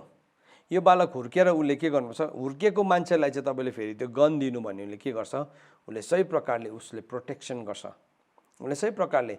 अनि यहाँ भन्दैछ यो गस्पल अफ क्राइस्ट चाहिँ पावर हो। पावर चर्च चाहिँ नि त्यति बेला पावरमा उठ्छ when we understand the gospel of Christ. किनभने बाल भनेको छ परमेश्वरको राज्य चाहिँ कुरामा होइन, केसमा छ, शक्तिमा छ। Kingdom of God is not the matter of mere talks भनेको छ। बोलीमा छैन, तर केसमा छ भन्दाखेरि चाहिँ त्यो चाहिँ शक्तिमा छ। सो परमेश्वरको राज्य चाहिँ शक्तिमा भएको कारणले गर्दाखेरि चाहिँ हामीले त्यो कुरालाई बुझ्नुपर्छ कि त्यो शक्तिलाई हाम्रो चर्चबाट मेनिफेस्ट हुनुपर्छ, हामीले गर्दै गरेको कुराबाट मेनिफेस्ट हुनुपर्छ। पहिलो कोरिन्थी 4 अध्यायको सायद 20 पदतिर भनेको छ, परमेश्वरको राज्य चाहिँ कुरामा होइन, शक्तिमा छ। So it is not the mere of talk, तर it is in power. So त्यो पावरमा भएको कारणले गर्दाखेरि चाहिँ हामीले बुझ्नुपर्छ त्यो चाहिँ परमेश्वरको राज्य चाहिँ शक्तिमा देखा पर्नुपर्छ। चर्च नि किन पावरफुल हुँदैन, चर्च किन पावरफुल छैन आज चर्चलाई किन मान्छेले एउटा कमजोर देखिरहेको छ। आज हामीले संसारभरि हेऱ्यो भने चर्चलाई सबैजनाले हेला गरिरहेको छ, हेपिरहेको छ, पर्सिक्युसन छ। पर्सिक्युसन त आउने कुरै हो, आउँछ, रोक्न सक्दैन, परमेश्वरको वचनले नै भनेको छ। तर त्यो पर्सिक्युसन आउँदाखेरि चर्च किन भागेर संसारमा जान्छ, किन मुद्दा लडिरहेको छ, किन भन्दाखेरि चर्चले चाहिँ नि पावरलाई देखेको छैन। प्रेरितहरूको दिनमा in the book of acts तपाईँले गएर पढ्नु भने नि बाइबलमा भनेको छ चर्चलाई जब देखे नि मान्छेहरू डरायो भनेको छ, they are filled with fear भनेको छ, उनीहरू डरले भरेको छ। प्रेरितको किताब 4 अध्यायमा जानुला हामी जाउँ हामी अनि हामी हेरौँ प्रेरितको किताब 4 अध्यायमा। यो कुरालाई म भोलि अझै तपाईँहरूको बिचमा सिकाउँछु। 4 अध्यायको 4 अध्याय होइन, 2 अध्यायको 42 देखि पढ्छु। अब तिनीहरू प्रेरितहरूको शिक्षा, सङ्गति, संयुक्त भोज र प्रार्थनामा लागिरहे। धेरै अचम्मका काम र चिन्हहरू प्रेरितद्वारा भए। औ विश्वास गर्ने जति सबै एकसाथ हिँड्थे र तिनीहरूको सबै थोक साझा रहन्थ्यो। अनि तिनीहरूले आफ्नो धन सम्पत्ति र मालमत्ता बेचिकन जसलाई जे कुराको खाँचो पर्थ्यो सबैलाई बाँडिदिन्थ्यो। औ दिनहुँ एकै मनका भई एकरो मन्दिरमा धाएर आफ्नो आफ्नो घरमा रोटी भाँचेर तिनीहरू हर्ष र शुद्ध हृदयको साथ सम्मिलित रूपमा भोजन गर्थे। परमेश्वरको स्तुति गर्दै र सबै मानिसहरूबाट शुभ इच्छा पाउँदै तिनीहरू बस्थे। उद्धार पाउनेहरूलाई परमप्रभुले तिनीहरूको बढ्ती गरिदिनु भयो। सो यहाँ के भन्दैछ, जब 43 पदमा मैले अहिले भर्खर पढेँ, उनीहरू हरेक प्राणीलाई डर भयो भनेको छ। मैले 2:42देखि लिएर 47 पदसम्म चाहिँ एउटा क्रिस्चियन समाजको जीवनलाई हेऱ्यो। तर 43 पदमा हेर्नुहोस् त के भनेर लेखेको छ, अब हरेक प्राणीलाई डर भयो भनेको छ। सबैजना चर्चदेखि डराउनु थाल्यो। यिनीहरूले मन्त्रतन्त्र लाउँछ, यिनीहरूले लुट्छ, यिनीहरूले छल्छ, यिनीहरूले ठग्छ भनेर होइन। किन डराउनु थाल्यो? किनभने पहिलो कोरिन्थी 4:20 पदमा परमेश्वरको राज्य चाहिँ कुरामा होइन, केमा छ? शक्तिमा छ। जब चर्च शक्तिशाली हुन्छ नि, संसार आफै डराउन थाल्छ। तर हामी त संसारसँग डराउँछौँ। किनभने चर्चको ग्रोथ नै भएको छैन। जबसम्म गस्पल अफ क्राइस्ट प्रिच हुँदैन, ख्रिस्टको सुसमाचार। आज बिजी छ संसार, आज नि चर्च बिजी छ, झगडा पर्नु, दोष लगाउनु, यो सही हो, यो गलत हो, मुद्दा हाल्नु, के भन्नु। युट्युबमा हेर्छु म कोही बेला, यति साह्रो बेसी झगडा परिरहेको छ। कहिले चाहिँ हामी त्यो झगडा पर्नु छोडेर चाहिँ हामी गस्पल अफ क्राइस्टलाई प्रिच गर्ने? कहिले चाहिँ हामी त्यो लेभल अफ ग्रोथमा बढ्ने जुन लेभल अफ ग्रोथमा चाहिँ प्रेरितहरू बढेको थियो? दे ग्रिउ, उनीहरू बढ्न थाल्यो। अनि उनीहरू जसै बढ्न थाले के भयो, उनीहरूको बिचमा फियर आउन थाल्यो। मानिसहरूको त्यो फियर चाहिँ एउटा नराम्रो किसिमको डर होइन, तर परमेश्वरको भयले छाउन थाल्यो। अनि कस्तो खालके भयो भन्दाखेरि चाहिँ प्रेरितहरूको लाइफबाट यस्तो अचम्मको कुराहरू हुन थाल्यो। आँखाले नदेखेको, कानले नसुनेको, मनभित्र कहिले पनि नपसेको कुराहरू हुन थाल्यो। प्रभुले भन्नुभएको थियो यूहन्नाको किताब 14:12 पदमा आफ्नो चेलाहरूलाई भन्नुभयो, तिमीहरूले मैले गरेको र त्योभन्दा पनि ठुलो काम गर्छौ। त्यो मेनिफेस्ट हुन थालिसकेको थियो। कि त्यो कुरा चाहिँ प्रभुले आफ्नो 12जना चेलालाई मात्रै भन्नुभएको हो कि हामीलाई पनि भन्नुभएको हो? परमेश्वरको वचन 2 कोरिन्थी 1:20 पदले त भन्छ, परमेश्वरको सबै प्रतिज्ञा त हो र आमेन हो। मेरो लागि पनि हो, मेरो लागि पनि आमेन हो। त्यसको मतलब त्यो केवल प्रेरितहरूलाई मात्रै भनेको होइन, मेरो लागि पनि भनेको हो। प्रभुले भन्नुभयो तिमीहरूले चाहिँ मैले गरेको र त्योभन्दा पनि ठुलो काम गर्छौ। सो के हुँदैछ, अब अघि एउटा मान्छे अथवा त्यो मान्छेको ठाउँमा आफैलाई हामी राखौँ। ऊ पहिलो कुन चाहिँ चरणमा थियो? उसले चाहिँ मुक्तिको सुसमाचार सुनेको थियो। मुक्तिको सुसमाचार। त्यहाँदेखि के भयो? ऊ मिलापको सुसमाचारमा बढ्दैछ। तर त्यहाँदेखि पनि ऊ के हुँदैछ? अब अझै गस्पल अफ क्राइस्टमा बढ्दैछ, ख्रिस्टको सुसमाचारको स्तरमा बढ्दै जाँदैछ, त्यो स्तरमा बढ्दै जाँदैछ। सो एज अ लिडर, एउटा नेतृत्व गर्ने मान्छे भएर चाहिँ मेरो काम चाहिँ के हो भन्दाखेरि चाहिँ I have to scale this growth. मैले यो वृद्धिलाई चाहिँ नापिरहनुपर्छ। कहाँ चाहिँ छ? न्याय गर्नु होइन, जज गर्नु होइन, तँ यहाँ पुगेकै छैनस् भनेर हप्काउनु पनि होइन। तर मैले जान्नुपर्छ मेरो लिडरसिपको अधीनमा एउटा मान्छेलाई देख्दै गर्दाखेरि मैले जान्नुपर्छ, यो मान्छे चाहिँ यो लेभलमा बाँचिरहेको छ। सो मैले उसलाई यत्तिको खाना दिनुपर्छ, मैले उसलाई यसरी खुवाउनुपर्छ। अब तपाईँले चाहिँ एकदमै पिरो डल्ले खोर्सानी हालेको खाना चाहिँ तपाईँले चाहिँ नि भर्खर जन्मेको दुधे बालकलाई खुवाउनु भने के हुन्छ? उसले खानु सक्दैन नि त, त्यो उसको लागि गाह्रै हुन्छ। तर के गर्छ? त्यस्तो पकाएको छ भने हामी दुधे बालकको लागि हामी दुध तयारी गर्छौँ नि त, उसको लागि हामी दुध तयारी गर्छौँ। सो के भयो? हामी त्यहाँ 5 फोल्ड आउँछ है, हेर्नुहोस् है, पञ्चदलीय सेवकाई त्यहाँ आउँछ, 5 फोल्ड मिनिस्ट्री त्यहाँ आउँछ। सो 5 फोल्डमा हामीले के देख्छौँ? 5 फोल्डमा एपोस्टल देख्छौँ, त्यहाँदेखि प्रफेट देख्छौँ, त्यहाँदेखि इभान्जलिस्ट देख्छौँ, त्यहाँदेखि पास्टर्स देख्छौँ, त्यहाँदेखि टिचर्स देख्छौँ। सो के भयो? पञ्चदलीय सेवकाई। नत्र भने चाहिँ हामी के हुन्छौँ? मै हिरो, मैले भनेपछि सबै कुरा मलाई एपोस्टल पनि चाहिँदैन, मलाई प्रफेट पनि चाहिँदैन, मलाई इभान्जलिस्ट पनि चाहिँदैन, मलाई टिचर पनि चाहिँदैन, मै पास्टर, म सबै कुरा होइन। विनी यो एउटा अम्लीले चाहिँ केही पनि गर्न सक्दैन। तर जब यो 5वटा सँगै आउँछ, त्यसले के गर्छ? त्यसले जे कुरालाई पनि भत्काउन सक्छ। त्यसले चाहिँ के गर्छ? म भित्र भएको शरीरको स्ट्रेन्थलाई के गर्छ? पुरा एक्जर्ट गर्न सक्छ। तर तपाईँले एउटा अम्लीले घुसी हिर्काउनुहोस् तपाईँको अम्ली भाँचिन्छ। तर जब हामीले यो 5वटा अम्लालाई यसरी जोडेर नि हामीले हिर्काउँछौँ, मुक्का लगाउँछौँ, त्यो मुक्काले चाहिँ केही कुरालाई भत्काउँछ अथवा मैले जे कुरालाई हिर्काएको हो त्यसलाई दुख्छ। शैतानलाई पनि नि हामी यसो गर्दै गरेको हुन्छ, घोच त कुती पनि लागेको हुन्छ शैतानलाई। हाम्रै अम्ली नि हाम्रै अन्य सुन्निन्छ, फुल्लिन्छ, भाँचिन्छ। किन भन्दाखेरि चाहिँ हामीले घोच्ने शैतानलाई यसो गर्दै गरे केही फरक पर्दैन। हामीले एका दुस्रालाई दोष लाउँदैछौँ नि, झगडा पर्दैछौँ नि, मै ठुलो हो भन्दैछौँ नि, त्यही हो, सेम थिङ हो। सो एज अ लिडर त्यहाँ अब 5 फोल्डको कुरा आउँछ है। सो के भयो, सबै गिफ्टिङ मेरोमा छैन, म पास्टरीय सेवकाईमा छुइनँ, तर म टिचिङ गर्दैछु। तर जब वेन इट कम्स टु एउटा पास्टरीय सेवकाई गर्ने बित्तिकै त्यो चाहिँ म एउटा पास्टरकोमा पुऱ्याउँछु। सो मेरो चर्च तेरो चर्च भन्ने झगडै छैन। सायद चर्च अर्को पास्टर एउटामा होला, टिचर अर्कोमा होला, हो तपाईँको कङ्ग्रिगेसन छ नि, तर तपाईँले त्यसलाई के गर्नुहुन्छ, सही प्रकारले त्यो कुरालाई ल्याउनुहुन्छ। तपाईँले एपोस्टललाई ल्याउनुहुन्छ, तपाईँले प्रफेटलाई ल्याउनुहुन्छ, तपाईँले टिचरलाई ल्याउनुहुन्छ। आज म तपाईँलाई सिकाउँदैछु, हामी भिन्दै चर्चको हो, तर यो के हो, एउटा टिचिङको गिफ्टमा अपरेट हुँदैछ। Because this is my office, प्रभुले दिनुभएको काम हो यो मेरो। सो यो काम चाहिँ म मेरो चर्चलाई मात्रै सिकाउँछु, म अरूलाई सिकाउँदिनँ भन्नु त्यो त मूर्खता हो। सो यो चाहिँ के हो, परमेश्वरले सारा संसारको लागि दिनुभएको, I am operating in this. So के हुँदैछ त, गस्पल अफ क्राइस्टको लेभलमा बढ्दै गर्दाखेरि चाहिँ पावर मेनिफेस्ट हुनुपर्छ त्यो एउटा विश्वासीको जीवनमा।